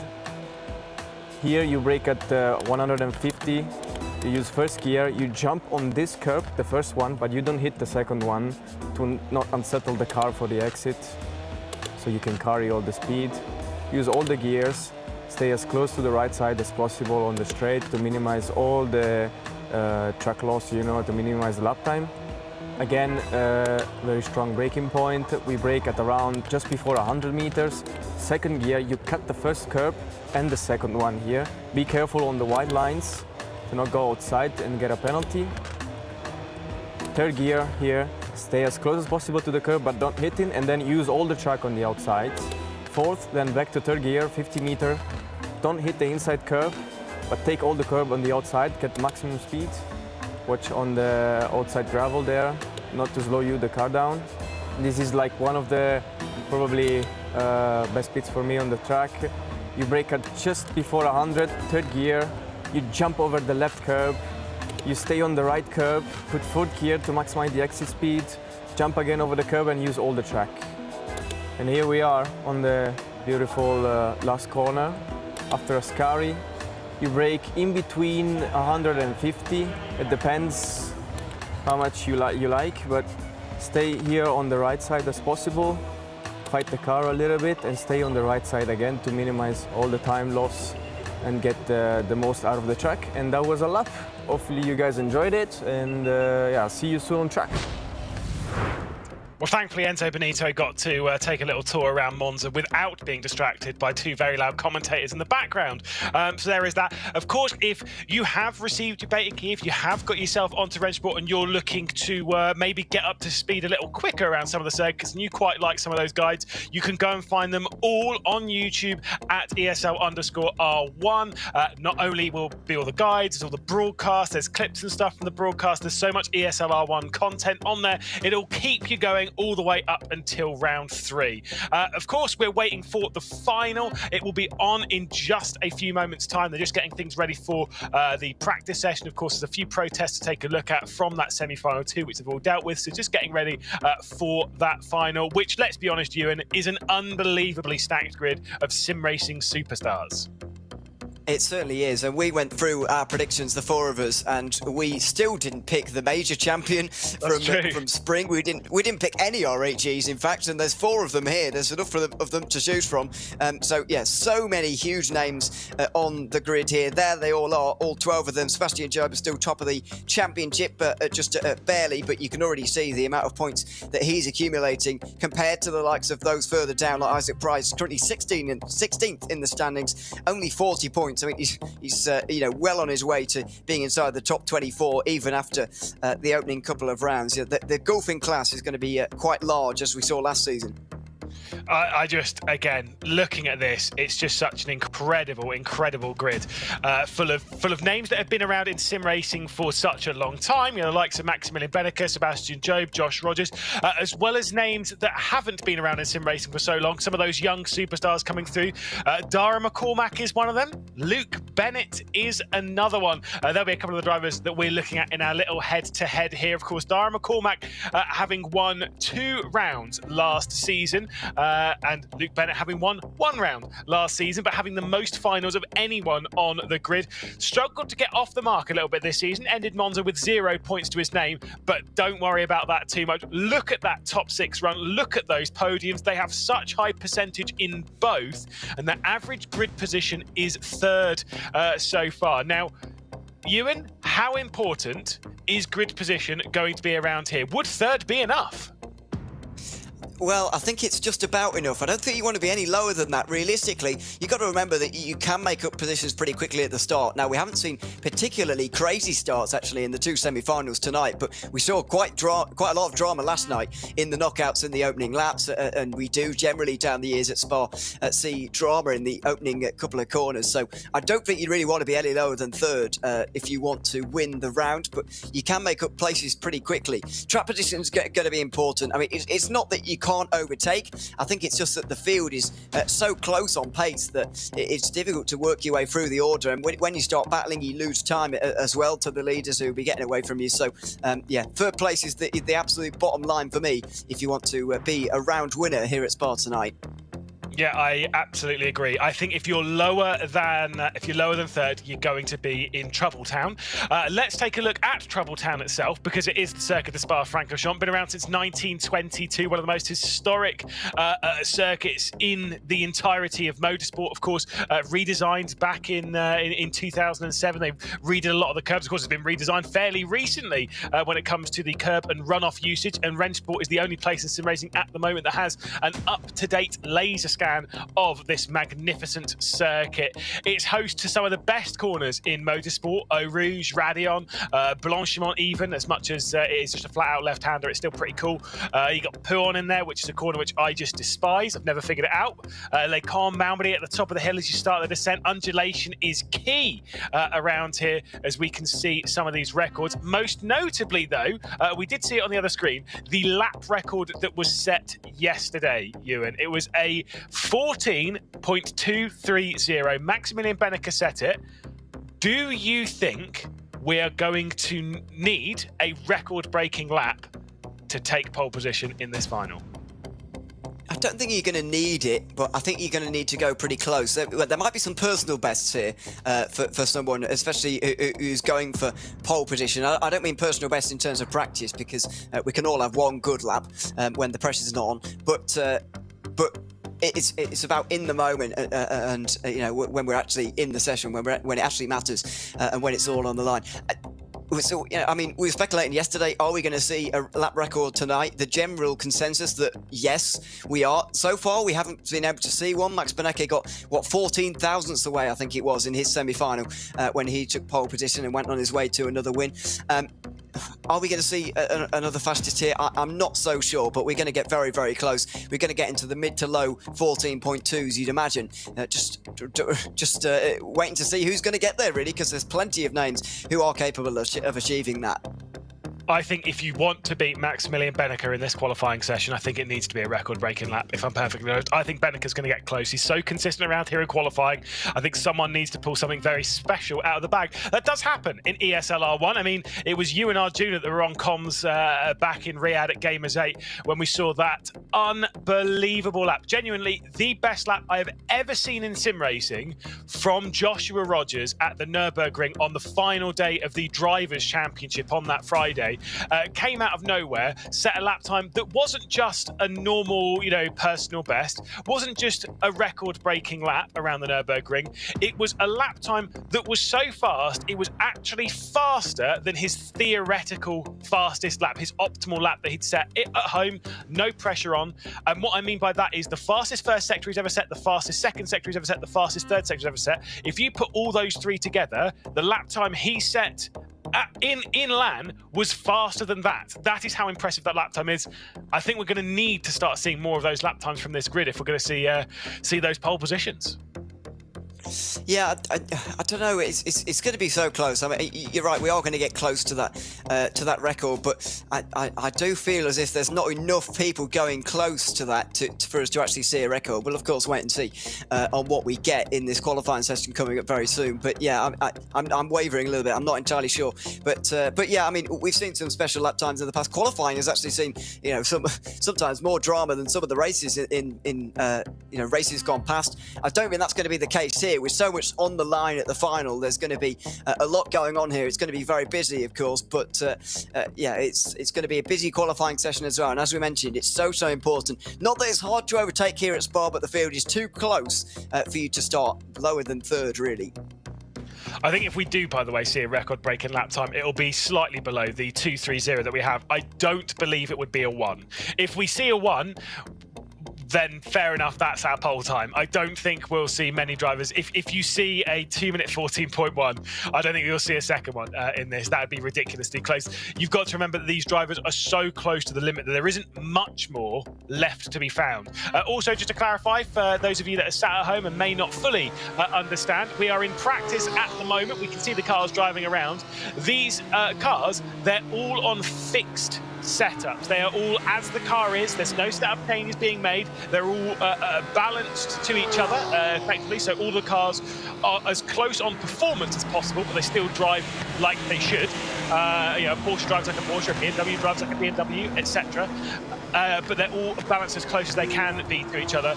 But there's no setup, which, as I've always said, I absolutely love. I think that is the best way. It's an equal footing. It means that everyone, if you want to see the best driver, we've got to see the best driver, not the best setup maker. Yeah, and that means that those from smaller teams, I know we don't really have any small teams here, really, but in the future, there'll be, when Sport's released to the public and whatever, the small teams wouldn't be at a disadvantage in this kind of situation, which is a very good thing, because you're right that sometimes the big teams get big setups and they're very good at making them, and they win as a result. But that's not going to be the case under those rules, I suppose, and that's a very good thing. Keeps everyone a little bit close together. Not really that we need that, but yes, it keeps everyone nice and close and provides us the great racing that we see week in, week out with ESL R1. Yeah, I mean, I can't wait for this. I still think it's a tall order to beat the final we had in Monza. I think that final was absolutely mega, but I still maintain the best race we've ever had in ESL R1, not the best final, the best race we've ever had in ESL R1 was around here It was race 5 rather at Munich in the spring major, because that race just had it all. James Baldwin taking on Marcel Chinchik to stop Chinchik from winning the crown that early. All the action behind, just incredible. Can someone tell me where is Crimsix? That is a great question, because he's not in the semi-finals and not in the finals. Of course, in this competition, we start with the knockouts, which happen on Thursday, and we lose half the grid there. From each race, it's the top 6 from each grid, and they move through into the semi-finals, which happens on Friday. And Crim was unfortunately one of those drivers that got knocked out in the knockouts, along with a whopping group, 23 other drivers getting knocked out. It's a brutal system, but I love it. But that's where Crim is. You'll see him back in action in round 3, I have no doubt. Yeah, and he'll be in the knockouts, which you can check out on multiple Twitch platforms, by the way, including Lewis's. Don't want to plug too much, but it is true. And that's how you can catch the knockout rounds, where Im will be racing once again. So we look forward to that for round 3. But of course, don't come back next week expecting a race. We haven't got one for round 3.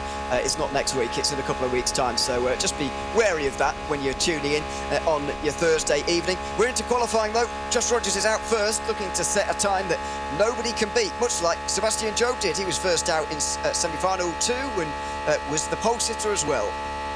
Looking for a 38.6 roughly in that first section, 38.7 by 6. I mean, like quite a high one. So 0.7 is absolutely fine. Obviously, all cars do slightly different sector times as well. That middle sector, again, we need a 0.6. This one will be a 59.6, but it's a long middle sector. If there's other people that you're wondering as to where they are, again, they've probably been knocked out in this competition. Or if you're wondering where my normal commentary is in George Morgan, again, he doesn't love you like I do. That's why I'm still here. Ewan O'Leary replacing for the next few rounds. I know obviously a few people have probably been asking about that. So Ewan's my companion for round 3 and 4 as well. Because again, Josh Morgan doesn't love you like I do. Anyway, we're focused on the qualifying and Josh Rogers. It's looking pretty tidy. It's just not looking maybe on the limit. Maybe that's a good thing. Well, yeah, sometimes the laps that don't look very quick actually are quite quick, but we'll see if that's the case here. It just goes a little bit wide into the gravel there. The exit of the pit-path chicane needs to get a bit tighter there at Stavelot as well. Not sure this is Josh Rogers' best lap, and it's a 59.7. This is a rare opening to the season for him. I know he's absolutely fine in terms of points, so we're not particularly worried about him, but his qualifying here for the 2 finals so far have been a little bit suspect, and it's surprising to see from such a strong driver. He makes his way through Blanchimont now into the final chicane. What time is this going to be? It might not be the 4 we expect from Josh Rogers. No, it's a 2 minute 14 something, but it's a 2 minute 14 what? I'm getting the feeling at the moment it might well be a 0.3 or even a 0.4. Out through the final corner he goes. Up towards the line, it is a 0.3. I can tell you right now, that ain't pole. No. It won't be. Yuri Toman might even go quicker than that, to be honest. 38.7, that's Josh Rogers' time, of course, for a 14.3. What's Yuri Toman doing at the moment? I'd imagine he's going a little bit quicker than this. It certainly hasn't done a slowdown because he's still very much focused on the job. Making his way out of the final corner right now. One of all 4 RHG Esports drivers who have made it through here. It's a decent lap so far from Yuri Toman, and it is good enough. I think that was a punch of the air from Yuri Toman. The 14.3 sees him on pole for now. But it won't be good enough. Surely not for pole position. Not a 0.3. We need to see faster than that. Isaac Price might be going faster than that. The first sector's okay. The second sector's pretty decent. We've seen great qualifying from Isaac Price. It's his race pace that seems to be a little bit struggling, courtesy of the tyre wear from his G2 Esports BMW. He comes out through the final complex of corners. Could well go faster than Yuri Toman here. And can he deny the Czech driver from pole position? The answer to that question is no. Second place, Isaac Price slots himself into. Here comes the Wish.com Patrick Holtzman. It's Erhan Yovsky. He'll love that as well, Will Erhan. But anyway, Lewis can get away with it, but so it's fine. He's currently done a 38.7 in the first sector and a 59.6 in the second. That's pretty good.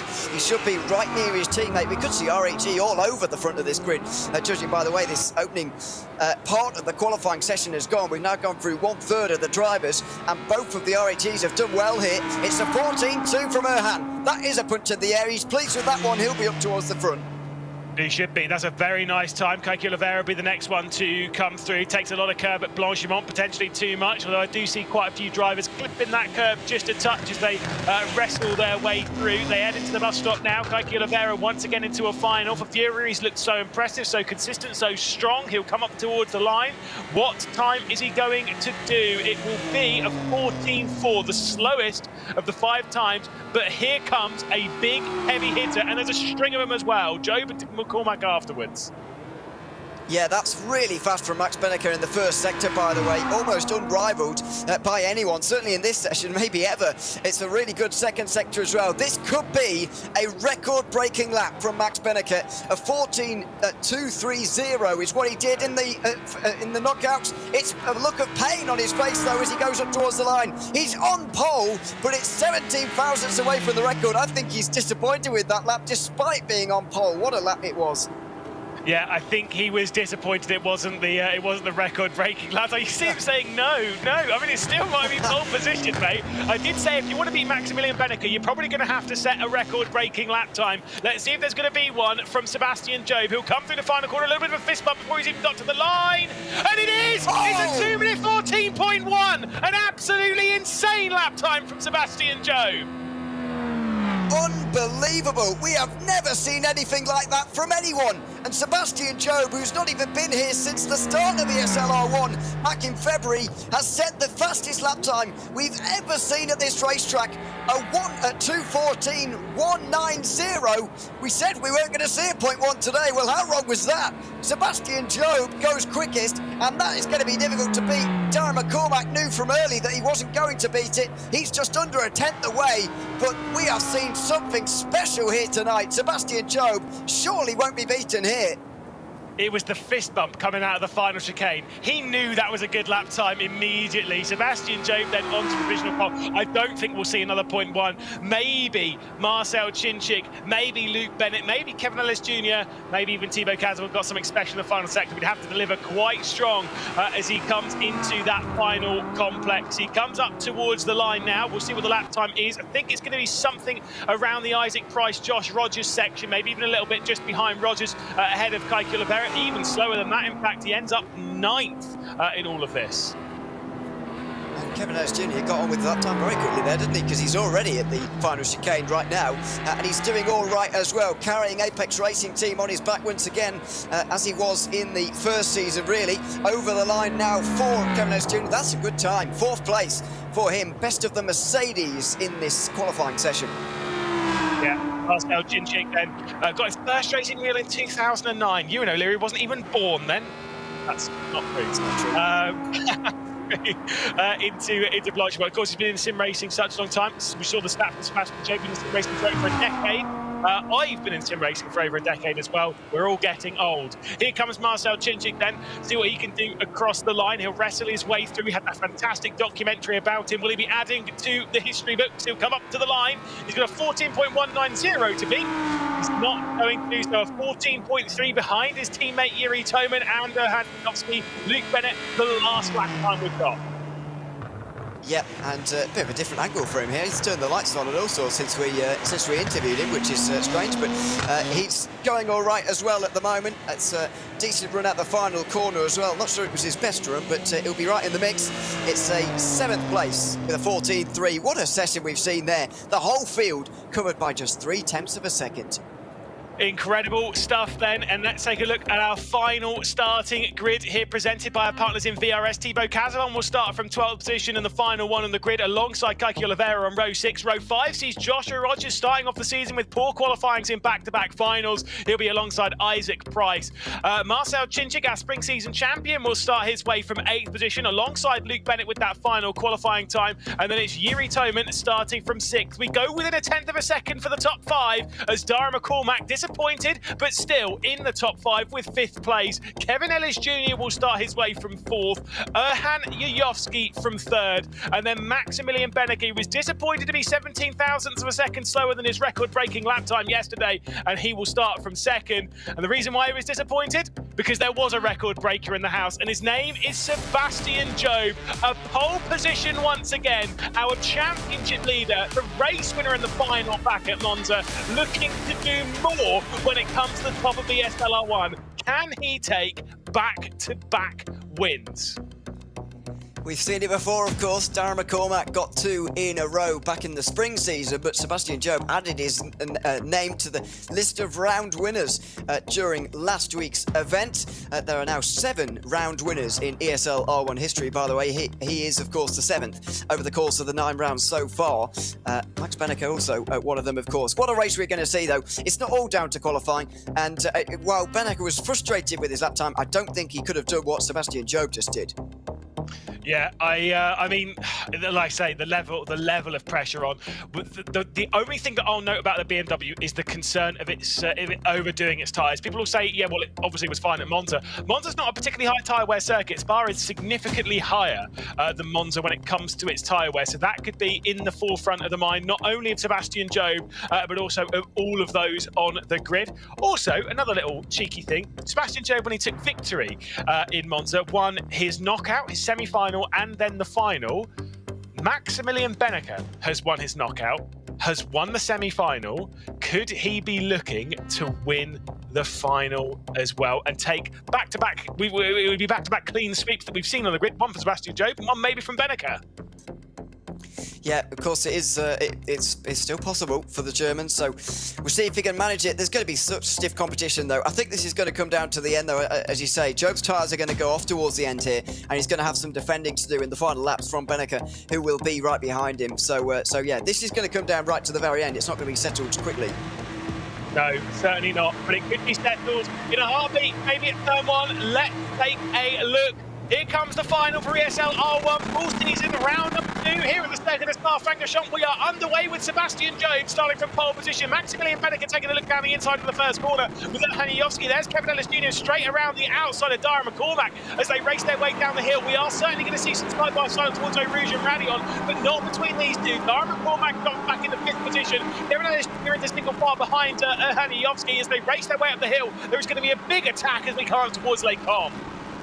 There certainly is, and there's some big names further back who have got some work to do, like Josh Rogers and Marcel Cintic as well. But Kevin Ellis Jr. is the one on the move right now. So's Max Benneker. Look at this, side by side in towards Lecom. Down the inside goes Benneker. Job holds it round the outside. He's given just enough room. He'll dive it up through the second pot, and now they'll still be side by side through Malmedy. Round the outside goes Sebastian Job to hold on to the lead, and now Haniyovski's involved in the REG Audi.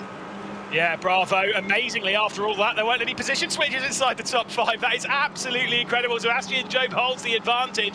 Maximilian Benneker unable to get past Job, one of his old rivals. I think Josh Rogers is working his way up. Speaking of rivals, of those two working his way up the order after a poor qualifying. You can see him now in 7th position. Surely a victory is too much of a tall order from Rogers. There's a look down the inside as I think that was Marcel Cintic trying to battle it out there with Luke Bennett, who's taken an inside look maybe at Yuri Toman.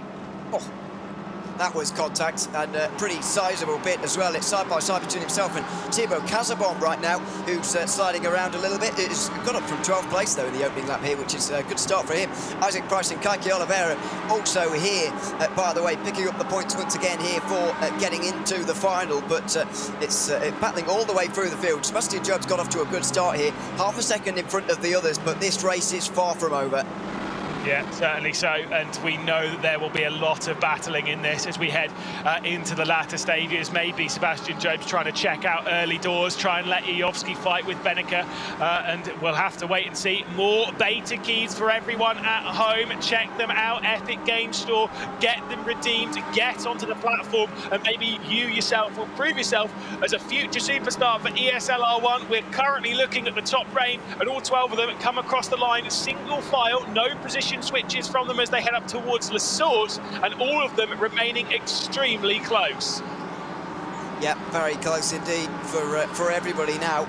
Not a long race, of course, not a lot of time for things to spread out, but we don't expect that in this kind of field anyway. The whole field was covered by 0.3 of a second over one lap, the longest lap we have in ESL R1, and it was still remarkably close. Yuri Toman still looking at the back of Darren McCormack right now, looking for a top 5, but he doesn't seem so interested in going through right now. We're seeing a very cordial opening to this race, I've got to say, unless you're further back. Kaki Oliveira and Isaac Price are going side by side.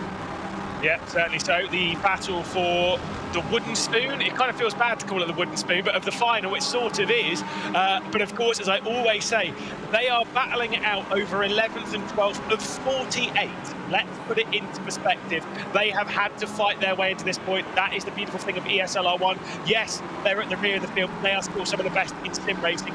That's how you get into a final in ESL R1. You have to be a top-level driver. It's a BMW leading from an Audi, leading from another Audi, leading from a couple of Mercs, an Audi, and then we head down the field. You can see Porsches, Audis. There is only a few BMWs in it. Unfortunately, they're in 11th, 12th, 9th, and of course, first. Thus proving that the BMW is absolutely fine. It is so good to see at the moment how close everything is when it comes to those cars, when it comes to the BOP. If you've got a grid like this and they're all this close, yeah, you got to say the BOP is pretty level.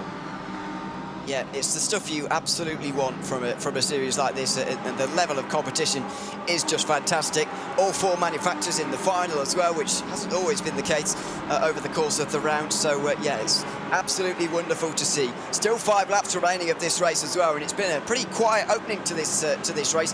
No one going off on the opening lap of this one. The only battling on lap 2 was between Kaki Oliveira and Isaac Price down at the back. Further up front, we're expecting to see something soon. Sebastian Job coming under a bit more pressure now from Max Benecke, who still looks really strong. Yeah, I get the feeling that this will be it. There will be something this lap. There'll be surely something. I know Maximilian Benecke will take his time with all of this, but I get the feeling he might all be feeling the pressure behind. Hanya Yoski, Kevin Ellis Jr., Darren McCormack, they're all there. They're all ready to pounce. I get the feeling that Benecke will want to get through. Let's take a look at their runs over the top at Radion. Hold your breath as you head over the crest of the hill. This looks very solid from Benecke. He closes into Sebastian Job. He gave it a good go on lap 1. We come into lap 3 now, and Benecke takes the inside line. Same as he did earlier on in the race. He'll try and make the move for Mouse. He'll try and take over the race lead as he sends his way in. Sebastian Job looking at back-to-back finals here. There's contact between the pair of them as they head through Lake Com. They come up towards Malmedy now. There's a slight overlap, and still Sebastian Job holds firm. And Benecke's got to be so careful of Erhan Yoski, who's still looking for a way through, and arguably doesn't really know what to do here. Do you try and go side by side with Benecke and get into second, thus allowing Job to get away, or indeed, or worse, Kevin Ellis Jr. to get through on you after all of that? Or do you just sit back and wait? I just don't see a way that Erhan gets involved in this at the moment. It's just difficult for him to get the lead from the position he's in, and this is why we were talking earlier about qualifying and how important it is to be at the front. Even Erhan being in 3rd place, I think, is finding it difficult to get a chance at winning this race in the position he's in, even from 3rd. I am loving seeing the support of your favourite drivers in chat. I mean, I know they can't hear you whilst they're driving around these massive circuits at this incredible speed, but still, you've got to let them know. You've got to drop it in chat. Who are you supporting? Who do you think is going to be on top of this race? I'm seeing a lot of support for Mouse and Maximilian Benecke. Less so for Sebastian Job, who certainly got a big cheer after that lap in qualifying. There is still plenty of time left to go in this race. Plenty of time for Benecke to do it, but the clock is ticking away for those behind. If McCormack if McCormack wants to go for a win, if Ellis Jr. wants to go for a win, they've got to start making their way forward now. Kevin Ellis Jr., by the way, you can see that purple check next to his name. He has the fastest lap, and not only is it a fastest lap, it is the record-breaking race lap around the circuit of Spa-Francorchamps. He has set the fastest one as he's trying to chomp at the bit to get past Yovski, Benecke, and potentially Sebastian Job and secure a victory for the Apex Racing team.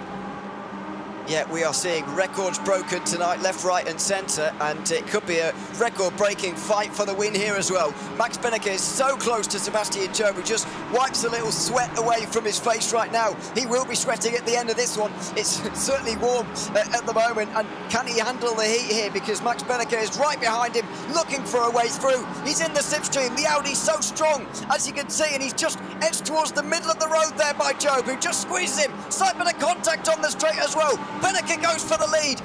Job round the outside. He should have this though, Benneker. He's ahead for the third part once again, but Job's so strong through here. Now Benneker seizes the moment. He's on the inside. He pushes Job off the road, and now Haniowski's going to go down the inside as well.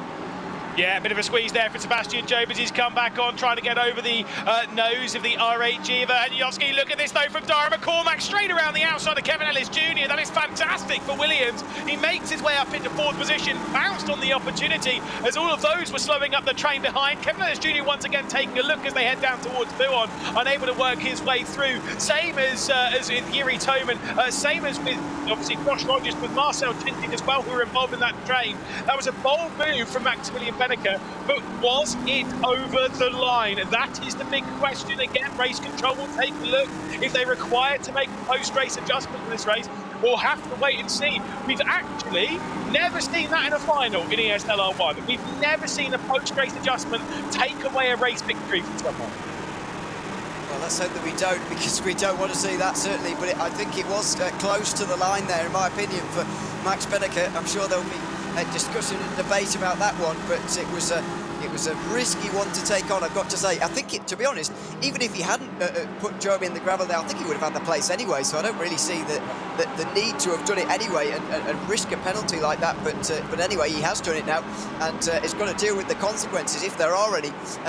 Are there going to be any replies now from Sebastian Job? Because he's still quite close. I thought the BMW would fall away, actually, as Benneker got through, but actually, that's not been the case. He's still right there, is Job, and if he gets a good slipstream, a good run out of turn one, then there could be a problem here for the German. There is a look at our race director, who's now got a little bit of pressure on his shoulders. Like I say, I mean, it could have been Sebastian Job squeezing Maximilian Benneker. It could have been half racing between the two of them. It could have been a penalty one way or the other. We don't really know.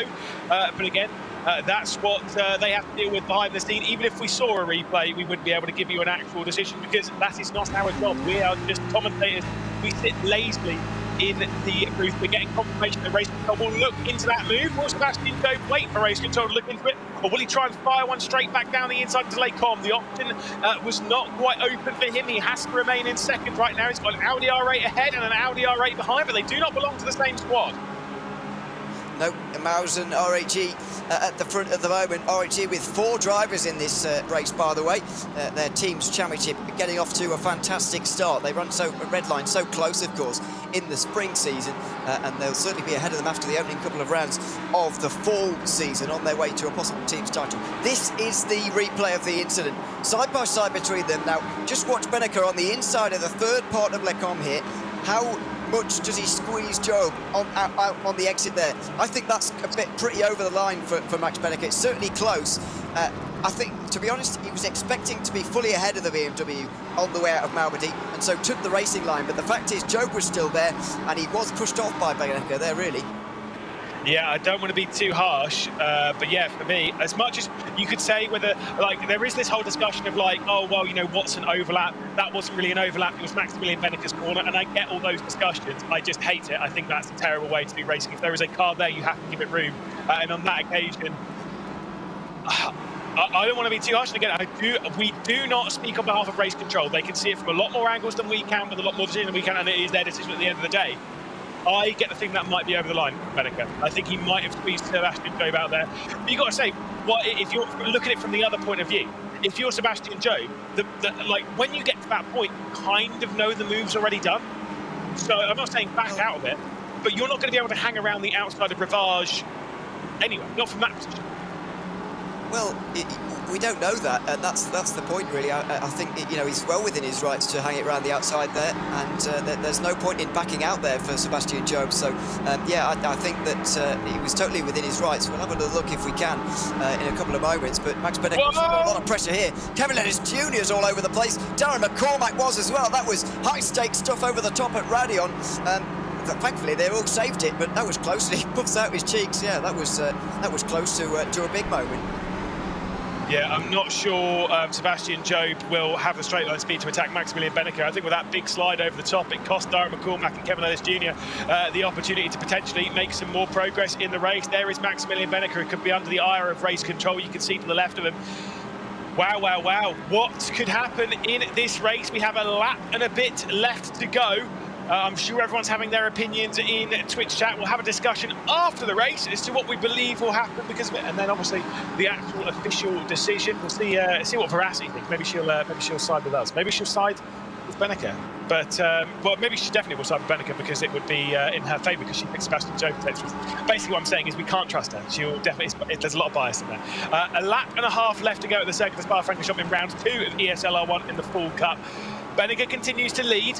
Half a second back is Sebastian Joe. Beneke's trying to check out and make it 3 races from 3 at the Circuit of Spa-Francorchamps. A knockout, a semi-final, and a final victory. Same as what Sebastian Joe did a week ago at Monza.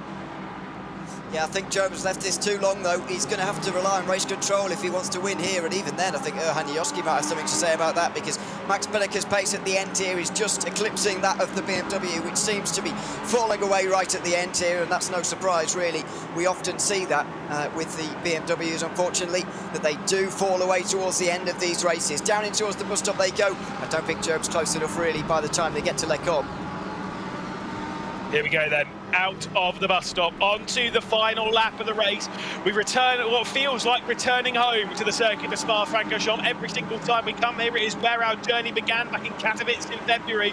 And the driver that won on that day was Maximilian Beneke. He's trying to do it again. He has a half-second lead as we begin that 2-kilometre run to Les Combes. We head down the hill now. Sebastian Job, I don't think, is looking forward to making a move on Beneke. I think he has to be looking behind to defending from the Macedonian behind. Oh, very close. Yoski's surely going to have the chance to go through here. Is he going to go for it or is he going to wait for Job to try one on Beneke? He's certainly not going to wait around. He'll be on the outside in towards Les Combes. Braking late up on the curb there, round the outside through the first spot. Oh, and he jumps over the chicane. Not given enough room, was he, or was he just losing control? Not entirely sure. He doesn't make the place, though. Darren McCormack tried to get involved now and couldn't. And here comes Kevin Ellis Jr. on the outside. Yeah, Darren McCormack getting delayed in the same way that Kevin Ellis Jr. was when McCormack made his way through. Yuri Toman onto the scene as well, whilst Rogers made a lot of progress early doors from the earlier issues in the race. He's not been able to go any further than 7th in this race. Still remains in that position now. Somehow they all stay in their standard position. But Sebastian Job, Erhan Yoski, almost contact between the pair of them. It's now allowed the lead to go up to 3/4 of a second. Yeah, this lead is only expanding now, and Max Beneke surely is on his way to a round win. He won the opening round of ESL R1 spring season back at Spa, let's not forget, back in Katowice, and now he's on his way to an online round win as well. Stewards may well have something to say about that. They'll be looking into the incident, of course. Sebastian Joe will be hoping that it gets overturned, but for now, Beneke will be the round winner, surely. And what a win it's been from him as well. Unbelievable pace, and he's shown it here in the 7 laps in the final. Yeah, he does not have the record-breaking qualifying lap anymore. That does go the way of Sebastian Job. As we come down into the final chicane, the bus stop for the last time. There might be some moves in the background, but there's not going to be a move for the race lead. Beneke will come through. He made history with that race win back in Katowice. He'll do it again as he comes across the line. It is his 2nd final win in ESL R1. Our Gamers 8 champion on top here after a win in the knockout, a win in the semi-final, and a win in the final. It is the clean sweep at the Circuit of Spa-Francorchamps, and Beneke on top again. We see flashless driver at the front, we see him in the mid-pack, we see him at the back, and of course we see him at the front once again. He is quality. Yeah, well, you said, are we going to see another clean sweep all over again, and like we did in round 1, and we certainly have. Beneke now taking the knockout and the semi-final and the final, taking all the points that go with it as well. A full 85, by the way, over the course of the 2 days, and yeah, he'll be very, very pleased with himself indeed. It's his 2nd round win now in ESL R1, the first repeat winner that we've seen now to have won in both seasons, and he made sure he got that out of the way very, very quickly. So yeah, he'll be very pleased. Another job done for him, and it all came down to that pass on lap 4. Yeah, obviously it wasn't a job done for Sebastian job. Again, I just can't help it. Sorry. But of course, there could be some stuff being dealt with after the race. That's the one thing that Maximilian Benneker could be feeling a little bit, under pressure with. Maybe there's something out of his control now. To be fair, once you've been in an incident like that, I've said it time and time again, once you've been in an incident like that, the worst thing you could do is dwell on it. Just get on with it. The incident's happened now. You're either going to get a penalty or you're not. There's nothing that you're going to do in the race from that point on that's going to change that. You might as well try and check out and get down the road. That's exactly what Benneker did. We'll be catching up with him in a few moments' time. It was an incredible race. A lot of positives to be dealt with in that race, though. Again, that recovery drive from Josh Rogers, moving his way up to 7th. Yeah, good lot of points gained there for him as well. So another solid round for Josh Rogers, although we've not quite seen the best of him so far in the fall season. I'm sure we will do over the course of the 6 rounds, because we've still got a lot more rounds to go, of course, even if we're not going next week. But either way, let's go back to Jasmine now, who's with the race winner, Max Benneker. Thank you very, very much for that, boys. Max. Right, I would say congratulations, but we don't know how this is going to pan out, because Race Control are looking into a particular incident. I'm not sure if you're aware of it. Definitely should be. Explain to me what on earth happened there between yourself and Sebastian Job. Hi first. Very happy with that overall weekend. That incident, I don't know, on my screen, like I was clear and then pushed through, and then suddenly my wheel got stuck and I couldn't go more to the right. And I think the rule is like you need to be closer to the A side of the car. And I think also seeing that right now in the replay, I don't think he was there. So the rule is that it's Mike one of them. So I think I should be fine. But looking forward to official result. But right now I'm very happy with the win, especially because I also won the quarter and the semi-final. It must put you in a bit of a tricky situation, right? You want to celebrate, but you can't get too far ahead of yourself and have a premature celebration. So right now, thoughts and feelings when you're placed in a situation like this, is it a bit like your heart has stopped and you're waiting for it to be officially announced? Not really. I mean, I could say things, but no, I won't. I mean, for me, that's just, close racing, and that's the outcome of it. I mean, we can judge every single incident to 1 millimeter and then hand out penalties, but I think we raced fair there. I didn't push him off or anything, so in my opinion, I'm fine, but let's see. Well, we certainly had an amazing performance from yourself, and I'm not sure if you knew or saw, but Moritz was joining me here on the broadcast, and throughout today, you were always his prediction, and he was somehow always right as well. But he did highlight to us as well that he's confident in your ability to win out this round because he's seen you in practice. Break down what exactly it is that has made him feel so confident. Break down your practice routine for us and tell us all of your secrets. I mean, there's not much to it, right? You just practice to get the most out of it. I think in the end, what it comes down to really is just to perform in that one quali lap you have. And the difficulty there is just to be mentally there. Because sometimes you have to wait only 5 seconds. Sometimes you have to wait 6 minutes almost, right? So it's a mental game in the end, whoever's on top in qualifying. I was on a really, really good lap here and then just messed up the last sector, which I normally don't do. So I was very surprised about it, but it is what it is. But yeah, practice routine, I mean, that's not much I can tell you, right? You have to practice quali, you have to practice race with your teammates, and then see that you can make the most out of it. Usually we just push for PBs because in the end, if you find half a tenth more or something, then that's going to give you an advantage over the others. Well, I've got a bit of insight for you. I've been seeing loads of mouse support in the chat as well. So my final question for you, is there any final words you want to give to everybody that's been supporting your journey? Oh, it's been a long journey. So whoever has been on that journey with me, I'm happy that you're here. Hopefully you will continue together with me in the future. So thanks for everyone supporting me and obviously also Mouse. It's been a pleasure to be here for that long, and I hope that I can continue being on that level for a bunch of more years. Amazing. Thank you so much for joining me. I'm going to go ahead and grab Lewis back now. Thank you. Hello, Lewis. I've missed you. It's been a while since I've seen you on the screen alongside me. How are you feeling after that race? Because obviously we've just spoken to Max himself there. He's saying, he's feeling pretty confident and comfortable with what the outcome of that incident is going to be? Yeah, I mean, I don't know. It's kind of one of those things that it might be over the line. I'm not 100% sure. Again, it's one of those things. It's one of those is over the line, then fair enough. If it isn't over the line, then I can see the one bit, but it is what it is. We have to wait and see from race control, and we have to wait and see whether Beneke is going to take his second run. I will say, I think he needs a new chair. I don't know if anyone noticed, but it looks like a different team is on the is the logo on the chair. It looks a little bit like a Team Redline chair, if I'm perfectly honest. It's not Team Redline for it. All right, well, we've got Lewis McGlade here putting people on blast left, right and centre. So let's go ahead and take a look at our provisional race results. Of course, if you want to get the final confirmed solid results, remember to type !social in the chat, because that is where the final result will be posted. But Lewis, taking a look at this, my prediction at the very beginning was Sebastian Job was going to close this one out. What was your prediction? Mine was Darren McCormack. And to be fair, I know he was a little bit disappointed with qualifying, but that's fair enough. That's. Didn't you pick Josh? Me?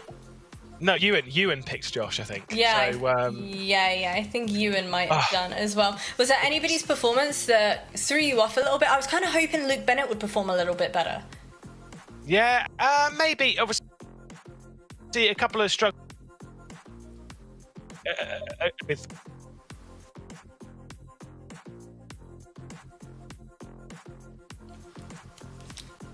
All right, well, as we take a look at our overall driver championship leaderboard, these are the standings currently. Of course, as I did mention before, provisional results, things might shake up and change up a little bit as well, but keep a close eye on this. And I also want everybody to tag ESL R1 as well. Let us know who it is that you are rooting for all the way through. Which team is it? Which driver is it? And of course, remember to send in your ESL R1 team content as well, because we're going to be keeping a very, very close eye on that. But as we take a look at our team championship, you can see RAG Esports currently in the lead as well, followed by Williams and then Porsche Kawanda as well. Team Redline though, folks, I've got to say to you, considering the fact that they won our team championship over in Munich, for them to be in 7th position right now, I'm really well and truly hoping that, they're going to be able to bring it back. So, Lewis, what do you think of that? Do you think Team Redline have it in them to bring it back? Hopefully you can hear me, by the way. I had a couple of problematic technical issues. I think it's just getting a bit too hot in here. I think Redline certainly can. They've got the pace, they've got the speed, they've got the potential, and they've got the drivers, importantly enough, to bring it back. They're a team that absolutely can do it. But yeah, this is a season that we've seen it before in the spring season. It's a season of two halves. You start off the season strong. Sometimes you can end the season badly. Sometimes you do it the other way around. And it all comes down to making sure that you get into the final in Sweden. Look at Marcel Cinčić. You saw it in the documentary. He had that struggle for a couple of rounds. Around about the halfway point of the season, he still came back and he still won. Yeah, I mean, I think it's more than doable, and I think everybody loves a bit of a comeback story as well. So I think only time will tell who will be able to close things out. But everybody, if you missed the very start of the show, I have one thing to say to you, and that is just !VRS in the chat to find out all about their wonderful products and how they will be able to best assist you in your endeavors in the wonderful world of sim racing. And of course, as I did mention earlier, !social in the chat as well, to get the confirmed results by the end of this round. Now, next round, I am unfortunately not going to be here. I'm going to be celebrating my birthday in Rome, but don't worry, you are in very, very good hands. You have the wonderful Rory that will be taking you through all of the action as well. But it's been an absolute pleasure to be on the broadcast. Lewis, any final words from you before we close things out? Again, really enjoyed it. I don't think that final was quite as good as what we saw in the season opener at Monza, but I still think we're in for an absolute treat this season. And if there is one thing about the season that I am absolutely loving, it's those points being given out in the knockouts and the semi-finals. I genuinely think it's completely turned it around. We have exciting racing in all of them, which does mean, again, you need to tune in on days as well, see what's been going on, because there's some incredible racing that happens in those as well. Exactly, I couldn't have said it better myself. Thank you so much for joining me, Lewis. A shout out to Moritz for joining us throughout the broadcast as well. And of course, your wonderful son, Ewan, for joining you in the commentary booth as well. It's been a pleasure having him here on the broadcast. From myself and the rest of the ESL R1 team, we hope you've had an absolute blast joining us here on broadcast, and we will see you on the 22nd of September for the next round.